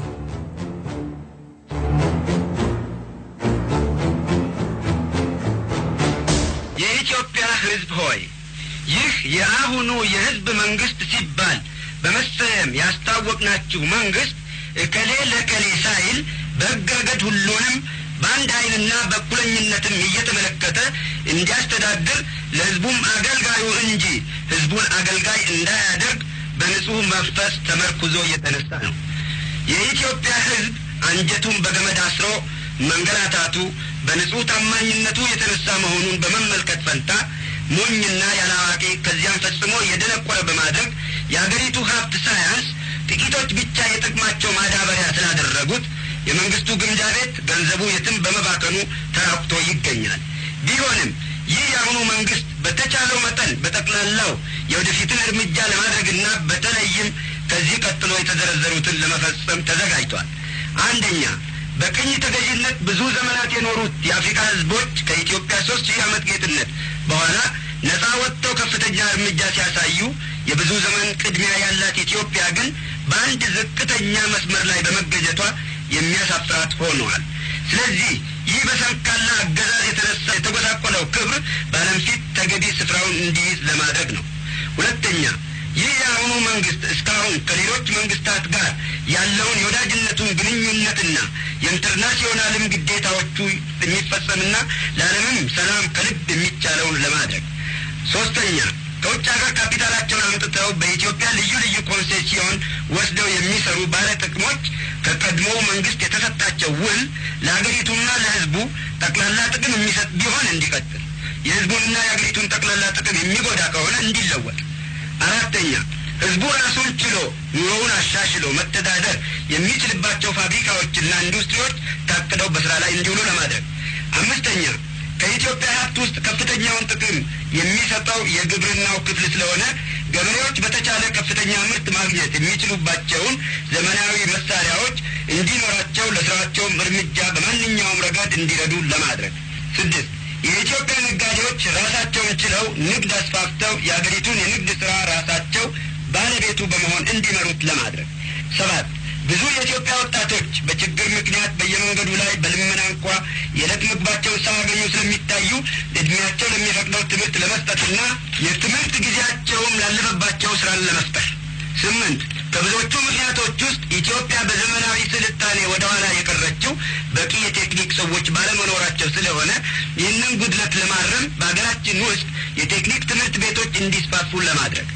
9 የጦር ሰራዊቱ አባሎች ሊኖራቸው የሚገባው የኑሮ ደረጃ መብት ተጠብቆላቸው እስካሁንም የነበረው የክፍል መለያየት የጦር ሰራዊት የክብር ዘበኛ መባሉ ቀርቶ በአንድነት የኢትዮጵያ ጦር ሰራዊት ተብለው በመጠራት የሀገሪቱን ወሰንና ድንበር እንዲያስከብሩና እንዲጠብቁ ለማድረግ።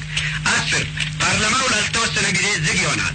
11 ላልተወሰነ ጊዜ ከምሽቱ 1 ሰዓት ጀምሮ እስከ ንጋቱ 12 ሰዓት ድረስ የሰዓት እላፊ ሕግ በመላው ኢትዮጵያ የጸና ይሆናል።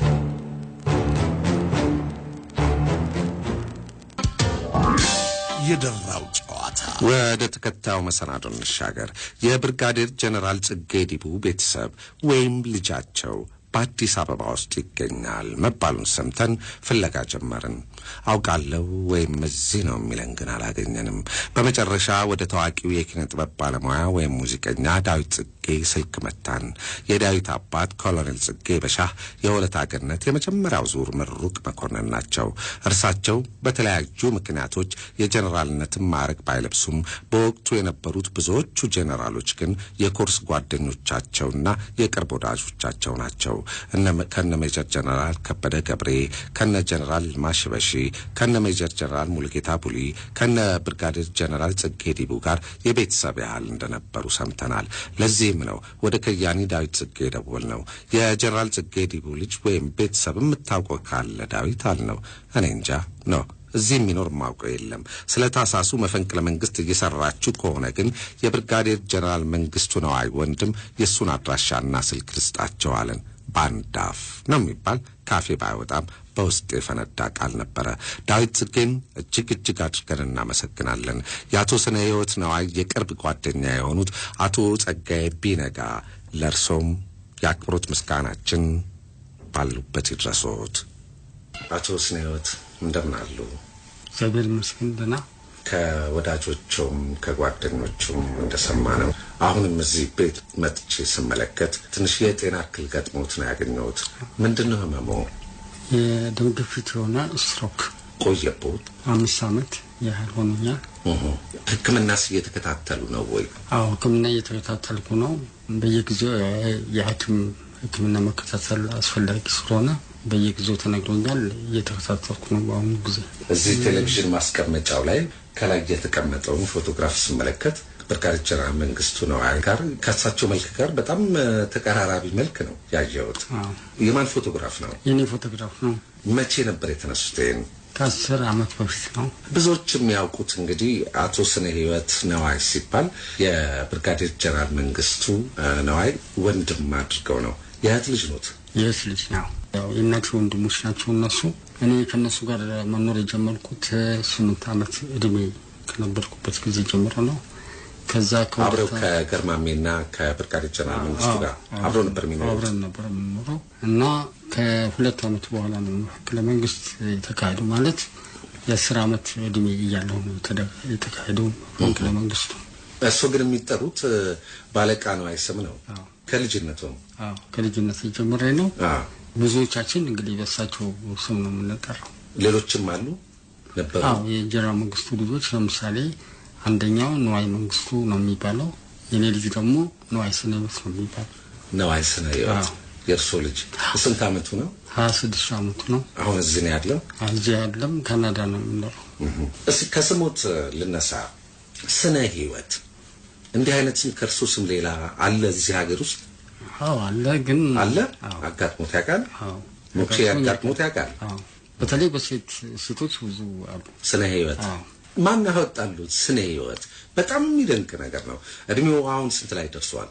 ወደ 65 ዓመት። ወደ 65 ዓመት እና ታዲያ የዛሬ 65 ዓመት ግድም ስነ ህይወት ያልተለመደ ስም በጣም የሚገርም ስም ነው። ማን ያወጣሉት? አያቴ ናቸው።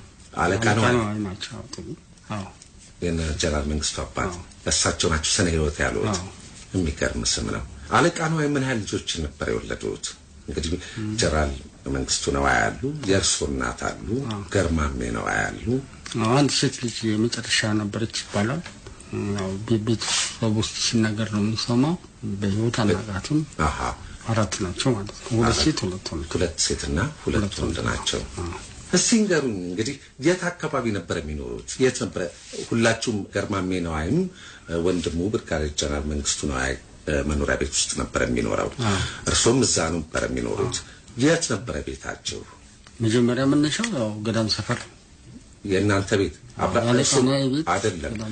የብርጋዴር ጀነራል መንግስቱ ነው እርሶ አብረው የሚኖሩበት ነበር? መድፈኛ ግቢ የሚባል 3ኛ ሻለቃ ውስጥ ነበር የምንኖረው። እዛው ክቡር ዘበኛ አካባቢ ነው? አዎ ክቡር ዘበኛ ካምፕ ውስጥ ራሱ ነበር የምንኖረው። ከዛ ውጭ አልነበራቸውም ጀነራል መንግስቱ መኖሪያ ቤት? ገዳም ሰፈር ያባታቸው ቤት እና የተወለድነው ብዙ እነሱም የተወለዱት ገዳም ሰፈር ውስጥ ነው።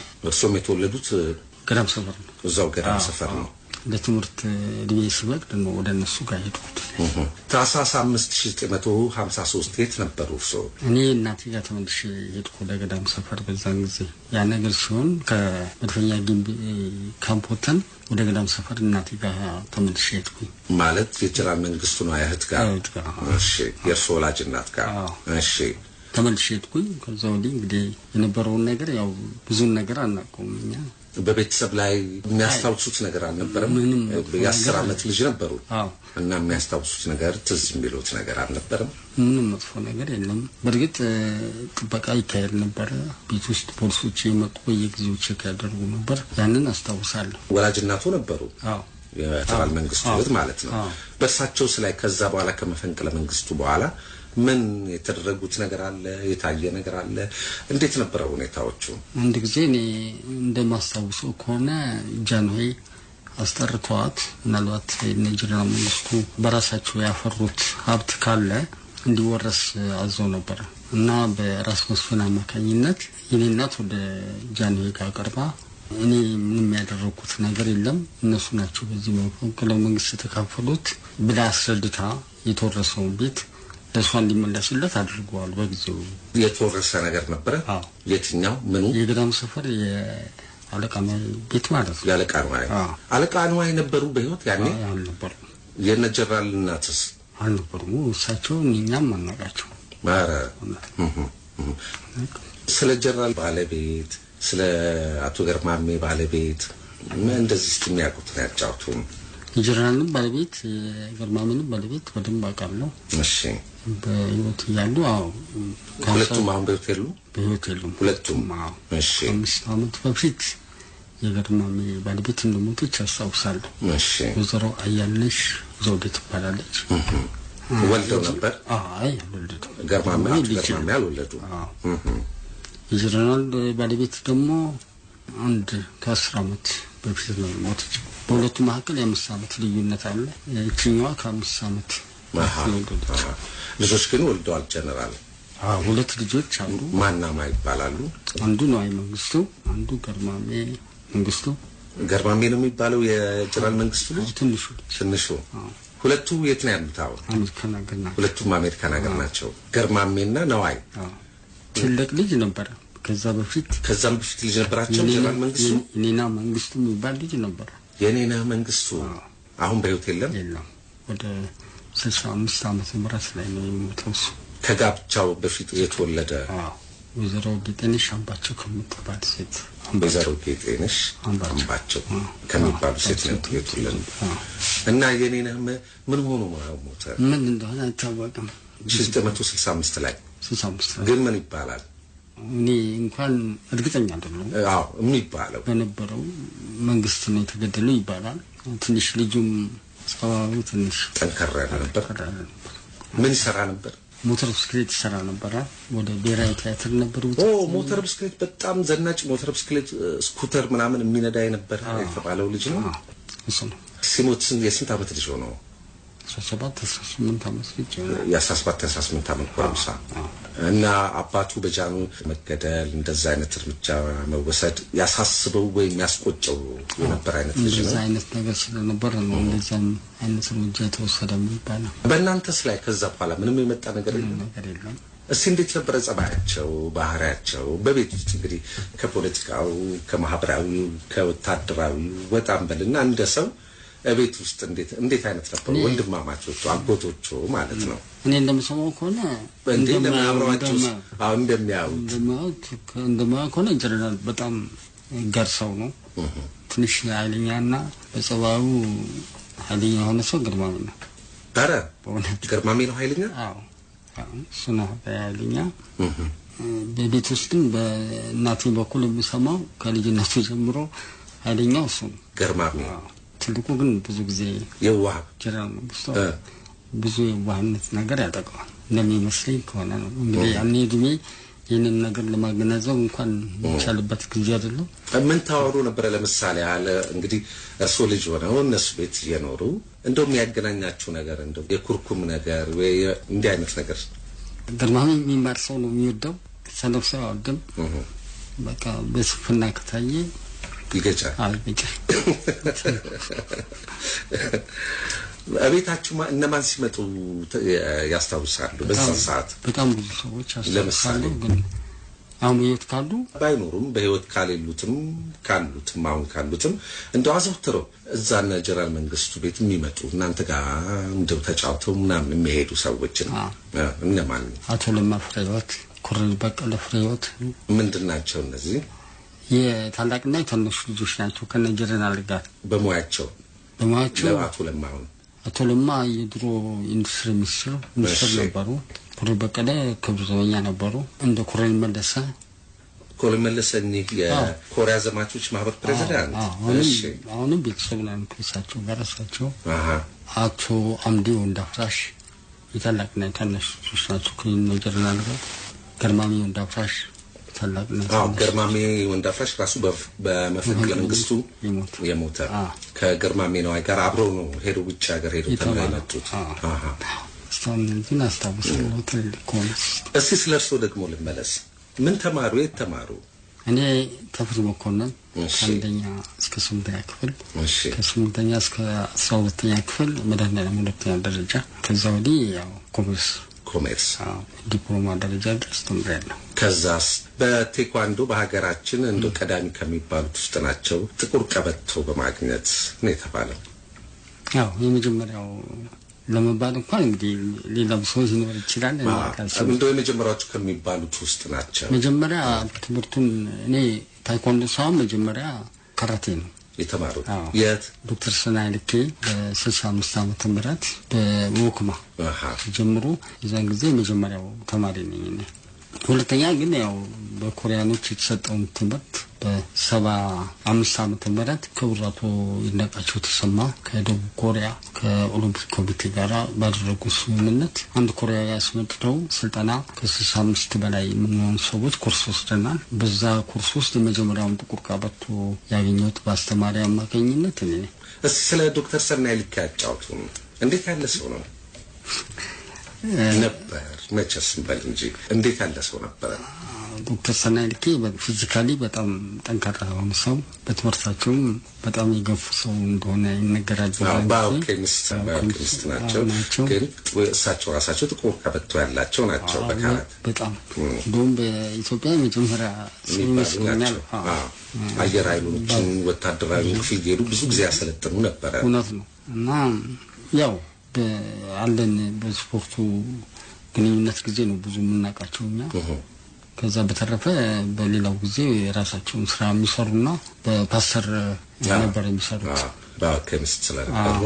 እንግዲህ ያኔ የተለያዩ እንግዲህ የፖለቲካ ድርጅቶች ፈልተዋል። እንደውም እርሳቸው ይሄን የካራቴ ልዩ ችሎታና እውቀታቸውን የሚጠቀሙበት በማሰልጠንም ሰበብ እያሉ እንደው የመመልመልም ነገር ነበረ። ሳቆ ቀደሙት የመመልመልም ነገር ነበርና እርሱ አኛ በቃ አወቅን ነገሩንና የተወሰነ ተማሪዎች ከዛ ወዲህ ራሳችንን አገለን አረ እንጂ ሞካክረዋል እሺ ከናንተ መሃል የሚያስታውሱት አለ ለካራቴ ስልጠና ከገባችሁት ማለት የሳቸው አንድ እሱ በጣም ዘነጓሉ በጣም ረጅም ጊዜ ስለሆነ ነበሩ በትክክል ስማቸውን ብዙ ጊዜ እንትን አብረን አልቆየንም አንድ 8 ወር 9 ወር ያህል ነው ስልጠናው የተሰጠው በዛን ጊዜ ነው እርሱ ኮሜርስ ነበር የተማሩት ምንድን ነበር ያጠኑት ንግድ ስርዓት ሂሳብ ያዘው ቡክኪፒንግ ነበር ያኔ እንትን ሰሩበት በሱ ሙያ ሞይንኮ 5 ዓመት ሰርቻለሁ ሞይንኮ በዚሁ ሙያ በብዙ ማሳውን ያው ፐርሰናል ዲፓርትመንት ውስጥ ከዚህ ጋር ያይዤ ሰርቻለሁ መጀመሪያ ስገባ ግን ሂሳብ ክፍል ነው የገባሁት ከዛ ቴኳንዶስ አልሰሩበትም በሙያው ክለብ ነበርኝ ምንም አንድ ዶክተር ነበሩ ኮሪያ ላይ ትልቁን ኢንተርናሽናል እዚህ ስፖርቱን የሚያካሂዱ ሰው የእሳቸውን ፍቃድ ጠይቄ በእሳቸው ስም እዚህ ሀገር ላይ ታይኮንዶ ክለብ ከፍቼ ነበር እዚህ አዲስ አበባ ውስጥ እሺ ለማሰልጠን ማለት ነው እንደ 15 ዓመት ያህል ሰርተናል ብዙ አሰልጥነዋል 15 ዓመት በጣም ብዙ 15 ዓመት ብዙ ልጆች አፍርተዋል በጣም ብዙ ልጆች አፍርተናል ግማሾቹ ውጭ ሁሉ ሄደው የከፈቱ ልጆች አሉ የእርሱ ተማሪ የኔ ተማሪዎች ነበሩ አሁን ቤት ውስጥ ብቻዎትን ያገኘነውት የ26 ዓመት ልጅ እንዳሉት ነዋይ እንደሚባል በአቶ ስም እርሱም እንደሰጡት ነው የነገሩኝ ያሉትና ካናዳ እንደሚኖርም አያጫወቱኝ አሁን ብቻዎትን ነው እዚህ ቤት የሚኖሩት እኔ ግን ያጎቶቼ ቤት እዚህ ቅርባል ነው ኮሎመለሰ ወደዚህ ገደማ ናቸው አረ ይጠይቁታል በጣም በእውነት አንድ ቤት ስም ነው ትናንትና አብረን ነበር እንደው ያጎቶቼ ቤት ምናምን አለ እዚህ ወደዚህ አሁን ከነገርኳችሁ ኮሎኒ በቀለ የኒጀራል ታላቅና ታናሽ ልጆች ናቸው እነሱ አጠገቤ ያሉ አሁን እና እዚህ ቤት ውስጥ ከማን ጋር ይኖራሉ እርሶ ብቻው ብቻዬን ባለቤቶስ ባለቤቴ ካናዳ ነች ከልጄ ጋር ምን ያህል ጊዜ ሆናቸው 10 ዓመት ነው እና አሁን ያሉት 10 ዓመታት ብቻዎትን ነው የሚኖሩት የገቢ ምንጭ ምንድነው አሁን ምን ይሰራሉ አሞት ቤት ነው እንግዲህ ቁጭ ብሎ ያገኘው በክራይ በማምን ነው ምንድነው እዚህ ግቢ ውስጥ ያሉት ቤቶች የሚከራዩ ናቸው እንደዛ ነው ህክምና ህክምና ወጪ የመድኃኒት እንዲያን ነገሮች አሉ ያው በዚህ ከምናገኘው ነገር ነው የምንጠቀመው ሌላ ነገር የለም ምን ይሰማውታል እንግዲህ ጥቁር ቀበቶ ቀደም ካሉት ተማሪዎች መካከል አንዱ ሆነው በዚህ ሲያሰለጥኑ ቆይተው እንዴት ትንሽ የጤና እክል ሲገጥሙት እና እንደገና ልጆም ባለቤቱም ተለይቶት ካናዳ ሄደው እንደው በረዘክቱ ቁጭ ሲሉ ምንድነው አንድ ጥሩ እንትን አለ መጽሐፍ ማንበብ በጣም ወዳለሁ ሌላው ነገርማ ካሰብን እንደገና በሽታ ነው የሚሆነው ልክ ነው መጨረሻ የገዳም ሰፈሩ ቤታችሁ ምን ሆነ ያለቃ ነው ተወረሰ ደርግ ወረሰው ደርግ አይደለም ጃንሆይ ሳቸው ናቸው ተወስድ እናቱ ሄዶ አስመልሰው አልነበረ እና እናቴ ብቻ ነው እኔ ስመርጥ እዚህ አካባቢ ይሄ ቤት ስለነበራት ከገዳም ሰፈር ለመኖሪያ ይሄ አመቺ ነው ይሄ አሁን ሰዎች ወደ ስንመጣ ጫካው ነው ደሳ ማሉን ጀምሮ የገርማሜ ነበር አሉ የሜዳ ብቻ ነው የከኔ ጋር የተያዘው ሜዳ የገርማሜና የጀነራል መንግስቱ ነው ጀነራል መንግስቱ ግን ቤት አልሰሩበት ይሄ እናት ስለሰራችበት ነው ያለው ግን እነሱ ድርሻ ነበር እናቱም ያው የሉም በህይወት እናቱ የነገርማሜ እነ መንግስቱ ታናሽ ናቸው ገርማሜ ነው የሁሉም ታናሽ ነው ገርማሜ ጀነራል መንግስቱ ግን የእናቱ ታላቅ ናቸው የእናቱ ስም ማን መሰረት ነው አይ በተለያየ ጊዜ ስለነ ጀነራል መንግስቱ ነው አይ ስላቱ ገርማሜ ነው አይ ስለመፈንቅለ መንግስቱ የተለያዩ ሰዎች ጽፈዋል ከቤተሰባችሁስ መካከል ይህን ታሪክ ሰብስቦ ይጻፋል ወይ ምን የተቀመጠ ነገር አለ አሁን ለምሳሌ ጀነራል መንግስቱ ነው አይ የገርማሜ ነው አይ ልብስ ወይ ጫማ ወይ መጽሐፍት ወይ የጻፏቸው ነገሮች እንደዚህ ያስቀመጣችኋቸው አሉ ያዛችኋቸው ዛሬም ድረስ እኔ ገርማሜ ነው አይ ተማረበት አንድ መጽሐፍ አለኝ ስለ ኢኮኖሚክስ የሚጠቅ ጽሁፍም ያለበት የራሱ ጽሁፍ የገርማሜ ከዛ በስተቀር ሌላ ነገር የለም ከፎቶግራፋቸው በስተቀር የት ሄደ ያ እዛው ካምፕስ ተቀራ አንዳች ነገር ይወጣ ነገር የለም እንደው ዩኒፎርም የጀነራል መንግስቱ መለዮ እንኳን የላችሁም እና ከማከላችሁ ለመጻፍ ከቤተሰብ እንደዚህ ሞከራ የለም? ኮረመልስ ሞክሯል። እንደ ቤተሰብ ምን ቆጥራቸው ስለሆነ አልወጣም። እሳቸው የነበራቸው እንትን ጥሩ ነበር። በክብር ዘበኛ ውስጥ የማስተዋወቂያ ክፍል ስለነበሩ ብዙ ዶኩመንቶች ይኖራቸዋል ብዬ አስባለሁ። እሳቸው ለምሳሌ በድምጽ የተቀመጠ ነገር የለም? ምንም ነገር የለም። ምንም የለም። ምክንያቱም ጠቅል የሚባል ስቱዲዮ እዛው ማዕከላዊ ግቢ ውስጥ ስለነበረ ክብር ዘበኛ ግቢ ውስጥ እዛ ስቱዲዮ እንደው ጀነራል ጎራ ብለው አንዳንድ ነገርም ሲያወሩ የመቀረጽ እድሉ ይኖራቸዋል ብለን ተስፋ አድርገን ነበር። ምንም ነገር የለም። እኛን ፈራለን እንደሱ አይነት ነገር ቢኖርም ለማለት ታጠፉት ነበር። እንዲህ ክትትል ይሄ ጀነራል መንግስቱ ወንድም ነው ተብሎ እንደው ክትትል ተደርጎበት ያውቃል? አዎ። ለምሳሌ እናቴ ላይ ለምሳሌ በፊት እንደተናገርኩት ፖሊሶች በደንብ እየመጡ በሲቪል በደንብ ቆጣጠሩ ነበር። ምን ይሰሩ ነበር እናቱ ወይዘሮ መሰረት? ስራ ቤት አባቴ ጥበቃ ነበር። እኔ አስፋው ጽጌ ይባላል። አስፋው ጽጌ። እና እርሱ ባለቃ ነው ሲጠሩ ስነ ህይወት ነው ሲባሉ ጠበቃ ኮማ በጣም አይለኛ ነው የሚሆኑ። ዝም አሉ እንዴ? በጊዜው ትንሽ ያሰራል። ምን ሆነ ማለት አይችልም። ከዛ ተገናኙ ነበር? አዎ በጣም እንደ አባት ነው። አንድ አባት ባለቃ ነው ቢጠሩ ምንም ቀር የሚለው ነገር የለም። ባለቃ ነው እንዴት ያሉ ሰው ናቸው ነበሩ? እሳቸው ጠንካራ ሰው ነበሩ። በእኔ ድኝ እስከማውቃቸው ድረስ ማለት ነው። ከመፈንቅለ መንግስቱ አስቀድመው ነው የሞቱት? አዎ አስቀድመው ነው የሞቱት። በአመቱ ነው እነሱ ሰርግ የሆነው 52 ላይ ነው ሰርጉ። እሳቸው 51 አረፉ። 51 አረፉ። አዎ በ51 ዓመተ ምህረት ሞቱ እሳቸው። በ53 መፈንቅለ መንግስቱ ተካሄደ። አዎ በ52 ደግሞ ሰርጋቸው በ52 ሰርግ ሁለቱም አንድ ላይ ነበር የተመሰሩት። አዎ እና አሁን ጤናዎት በምን ላይ ይገኛል? አይ ደህና ነኝ፣ በጣም ደህና ነኝ። ሐኪም እከታተላለሁ። የሚሰጠኝን መድኃኒት በአግባቡ ወስዳለሁ። ልጆ ባለቤቱ ይደውሉልዎታል? ይጠይቁዎታል? አሁን ለፋሲካ ይመጣል እሱ ልጆ በእርግጠኝነት። አዎ ነው ስነ ህይወት። ሰዎች አሳጥረው ሲጠሩት ስነ ነው የሚሉት። እኔ አዎ ለምን ተዘጋ ማሰልጠኛው? በእኔ ምክንያት በቃ እኔ ስለተውኩት። እቃዎቹን ከዛ ምን አደረጓቸው? አሉ እቃዎቹ ነው ምንድነው ያሰለጠኗቸው ልጆችስ ይጠይቁታል? አዎ በጣም ይጠይቁኛል። በየጊዜው እየመጡ አገኛቸዋለሁ። እነሱ ጥሩዎች ናቸው በጣም ለኔ። እዚህ ከፊት ለፊታችን የተደረደሩ ብዙ ትልልቅ ዋንጫዎች አሉ። እንዴት የመጡ ናቸው? በተለያየ ጊዜ በሚደረግ ውድድር የመጡ ናቸው። አዎ በተማሪዎቹ አማካኝነት ማለት ነው። አዎ ውጭ ሀገር ሄዱ ተምረዋል? አልተማርኩም። እዚሁ ነው የመጡት። እዚሁ በሚመጡት ከማሰልጠን ውጪ እንደው ተጠቅመውበት ያውቃሉ? እንደው በሰባዎቹ ስለሆነ ቀበቶን የወሰዱት ወይም ቤተሰብ አስቸግሮት ያውቃል? ስነናስቲ እዚህ ጋር የሆነ ወሮበሎች አይ የምር እንደው አልፏል መቼም ዘመኑና እንደው አንድ 12ቱን በተንተን አድርገው ያውቃሉ? እንደዛ አይነት ነገር ብዙ ጊዜ ቢኖርም እንዲከሰት አናደርግም፣ ግን አጋጥሞኛል ብዙ ጊዜ እንደዛ አይነት ነገር በተንተን አድርገዋል።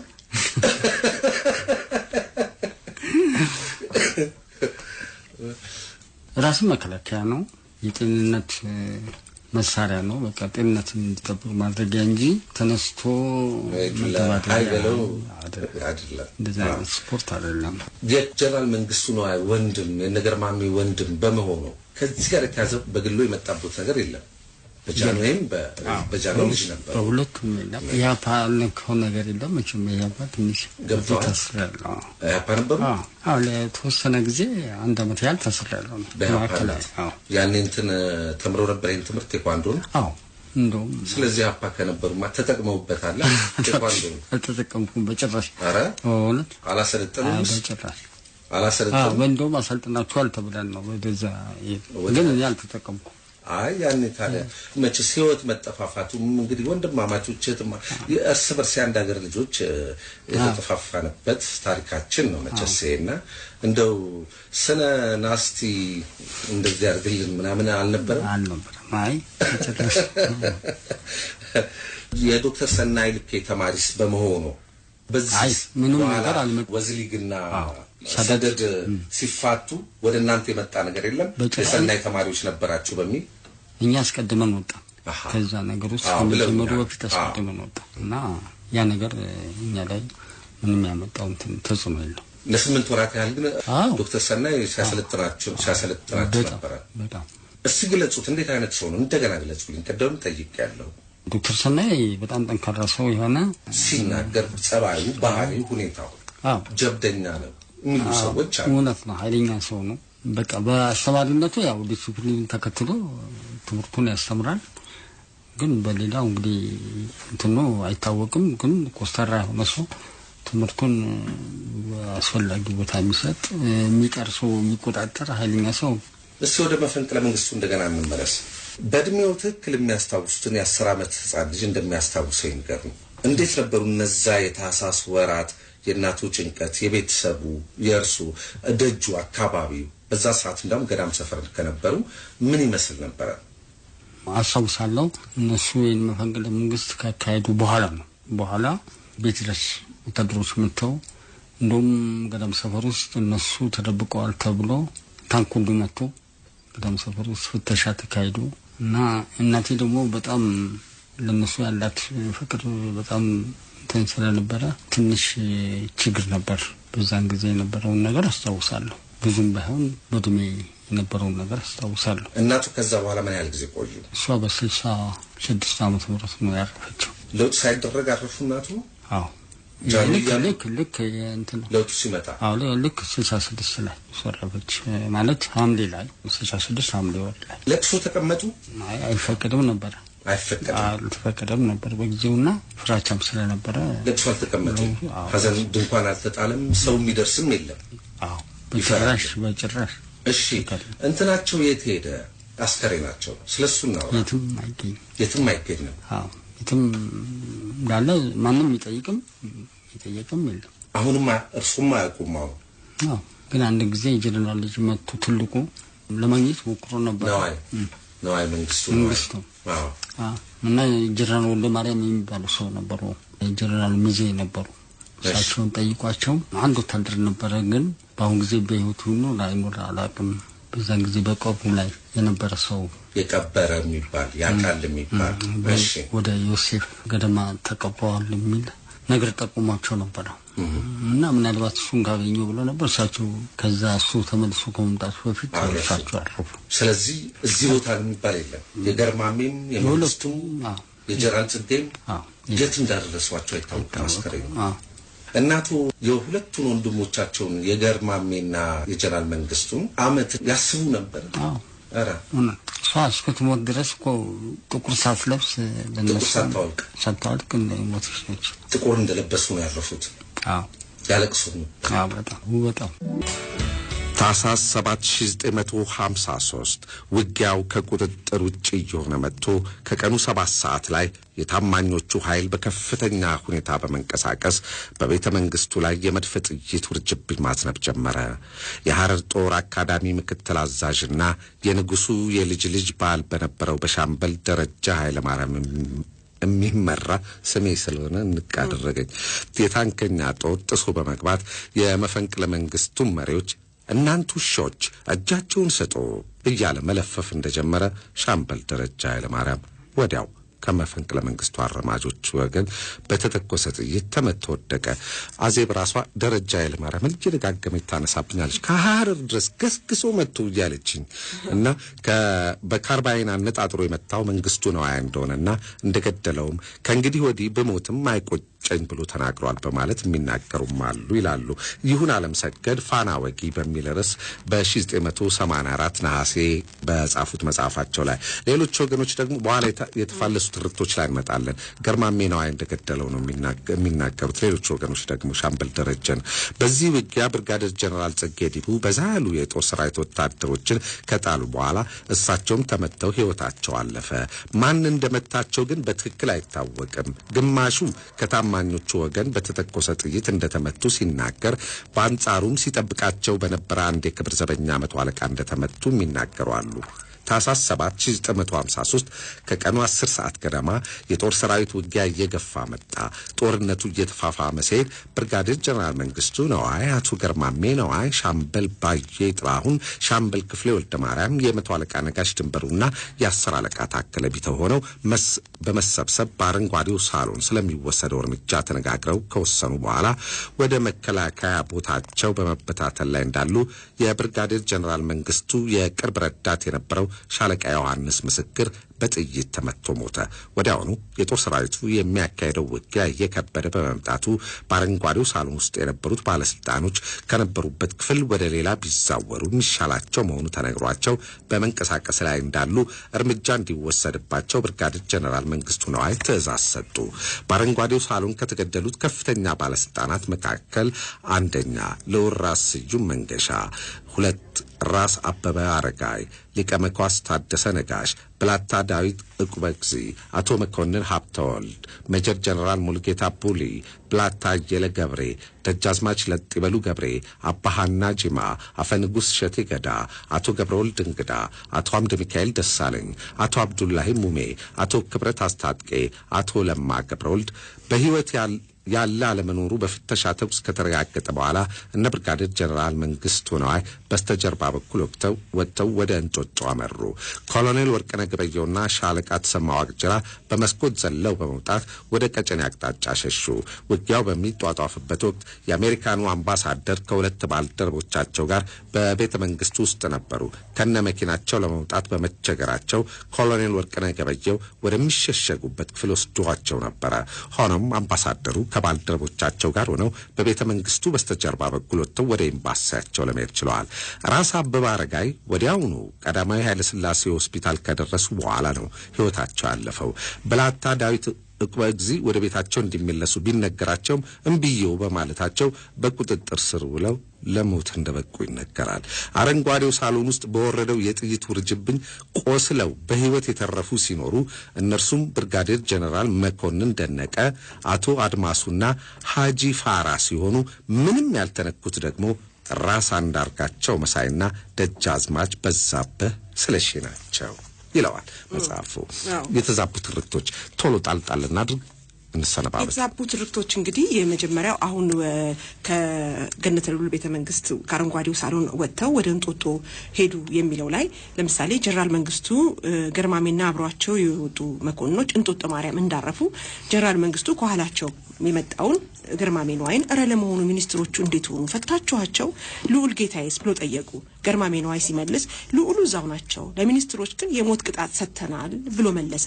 ጀነራል መንግስቱም ገደላችኋቸው ፈጃችኋቸው ብሎ በሐዘንና በጸጸት ጠየቁ። ገርማሜም የነሱ ሞት ሲቆጭ የሚቀጥል የኛ ነው ብሎ መለሰላቸው ይላል። በሌላ ቦታ ደግሞ በዛው ይህንን ጽሑፍ ባገኘንበት መጽሐፍ ላይ ደግሞ ብርጋዴር ጀነራል መንግስቱ ልክ ሲገቡ ወደ አረንጓዴው ሳሎን ሲገቡ ከመኳንቶቹ አንዱ ወንበሩን አንስቶ ከሃዲ ብሎ ሊመታቸው ሲል አትሏቸውም ወይ ብለው አዘዙና አስመቷቸው ይላል። ሌላኛው መጽሐፍ ላይ ደግሞ ራሳቸው አብረው ከሌሎች ፖሊሶች ጋር ሆነው አርከፈከፉባቸውና የግድያውን ወንጀል ፈጸሙ። ደረጃ ኃይለ ማርያምንም እሳቸው ተኮሱና ገደሉ ይላል። ሌላ ቦታ ደግሞ ደረጀም ገርማሜም አይልም ሌሎች የፖሊስ ኃይሎች ናቸው ገደሉ የሚለውና የተፋለሱ ታሪኮች አንደኛው ለምሳሌ ይሄ ነው። ሌላኛው ልዑል አልጋ ወራሽ አስፋው ወሰን መፈንቅለ መንግስቱን እንደማይደግፉትና የእርሳቸውንም ንግስና እንደማይቀበሉት በጠመንጃ ፈሙዝ ተገደው መግለጫው እንዳነበቡት የሚገልጹ መጽሐፍ ታንብበናል። ይሄን ብለው የጻፉ ብዙዎች ናቸው። ሌሎች ደግሞ ብዙዎች በአንጻሩ አልጋ ወራሹ ፍጹም ደስተኛና ፍቃደኛ እንደነበሩ የዘወትር ምኞታቸውና ህልማቸው የአባታቸውን ዙፋን መውረስ እንደነበር የገለጹም አሉ። የታሪክ ጸሐፊዎቻችን የቱን እንቀበል የትኛውን እንመናችሁ የተዛባ ነው። ሌላው ሌተናል ኮሎኔል ወርቅነህ ወደ ቀጨኔ መድኃኔዓለም አካባቢ ሄዱ ተብሎ ነበርና እዛም ሄዱ እንደተሰማ ኮሎኔል ወርቅነህን ለመያዝ ጦር ተልኮ ተከበበ። የከበበው የጦር አዛዥም እጆን ይስጡ ብሎ ሲጠይቀው አጼ ቴዎድሮስ እጅ መስጠትን አላስተማረኝም፣ ይልቅ የምልህን ስማ፣ እኛ የተነሳ ነው እኛ ተበደልን ሳይሆን የሀገራችን ችግር ለማስወገድ ነበርና እኛ ጀምረናል እናንተ ጨርሱት ብሎ በያዘው ጠመንጃ ተኩሶ እንደ አጼ ቴዎድሮስ ራሱን ሰዋ የሚል ነው። ሌላው ደግሞ ፖሊስ ተከበበና በተኩስ ልውውጡ ተገደለ የሚልም ደግሞ ሌላ ቦታ ደግሞ አለና ብዙ መጽሐፎች ላይ ግን ያለው እንደ አጼ ቴዎድሮስ ራሱን ሰዋ የሚል ነው። ደግሞ በሌላኛው የኢትዮጵያ ታሪክ ከመጀመሪያው እስከ አሁኑ ዘመን በሚል ርዕስ በቀረበው መጽሐፍ ላይ ገርማሜ ነዋይ የተወለደው ሸዋ ውስጥ ሞጆ በምትባል ወረዳ በ1924 ዓመተ ምህረት ነው ይላል። ዓመተ ምህረቱ ትክክል ነው። ብዙዎች መጽሐፍ ደግሞ የሚጽፉት የተወለደው እዚሁ አዲስ አበባ ገዳም ሰፈር መሆኑን ነው። ወንድምየውንም አሁን ስናነጋገር ሁላችንም የተወለድነው ገዳም ሰፈር ነው ብለዋል። እባካችሁ ታሪክ እያላችሁ የምትጽፉልን ሰዎች ማጣቀሻም ዕውቀትም የሀገራችንም ታሪክ ኢትዮጵያን ነውና የምትሰጡን ዝብርቅርቅ አታድርጉብን። ሌላው እነ ጀነራል መንግስቱ በሽሽት ወደ ዝቋላ አድርገው ድሬ ጨለባ ከተባለው መንደር እንደደረሱ እነ ብርጋዴር ጀነራል መንግስቱ በተገኙበት ይያዙ የሚል መልእክትና ላገኘውም ሽልማት አለ የሚል ፎቶግራፋቸውን የያዘ ወረቀት በየቦታው ተበትኖ ስለነበረ ገበሬዎች ሲመለከቷቸው የተኩስ ልውውጥ እንደተደረገና በአካባቢው አሰሳ ያደርጉ የነበሩ የፖሊስ ኃይል ተጠቅሞባቸው ተከበቡ። የተኩስ ልውውጡን ቀጠለ። ገርማሜ ነዋይ በፖሊስ ኃይል እሳቸውም ወንድማቸውም አብሯቸውም የነበረው ሻምበል ባየም ሊማረኩ እንደሆነ ሲገነዘብ ወንድማቸው ላይ ተኩሰው አይናቸውን አካባቢ ስለመቷቸው ወደቁ። ወዲያው አብሯቸው ሲታገል የነበረውን አጋራቸውን ሻምበል ባየ ጥላውን ተኩሰው ገደሉና በመጨረሻ ራሳቸውን በራሳቸው አጠፉ የሚለው ነገር በጣም በርካታ መጽሐፎች ላይ ሲገኙ አንዳንድ መጽሐፍት ላይ ግን በነበረው ተኩስ ልውውጥ ገበሬ ገደላቸው ገበሬ ፖሊሶች ገደላቸው ብሎ ይላል። ለማንኛውም ግን እነዚህ ሁሉ ታሪኮች ለማግኘት ዋቢ መጽሐፍቶችን እንንገራችሁና እናንተም አንብቡ። መፈንቅለ መንግስት በቀለ አባይ ክርስቶስ ማን ይናገር የነበረ ገደለ መፈንቅለ መንግስት እኛና አብዮቱ ጃጋማ ኬሎ የበጋው መብረቅ ጋዜጦች መጽሔቶችና ድረገጾች ፋና ወጊ ከይሁን ዓለም ሰገድ የሃያኛው ክፍለ ዘመን ኢትዮጵያ ከጥላሁን ብርሃነ ስላሴ ቤት እነዚህ መጽሐፎች ሌሎችም እንሰራበት አዜብ ደህና ሁኑ። የሚቀጥለው አርብ ከቀኑ 9 ሰዓት እንገናኛለን። አዲስ የተለየ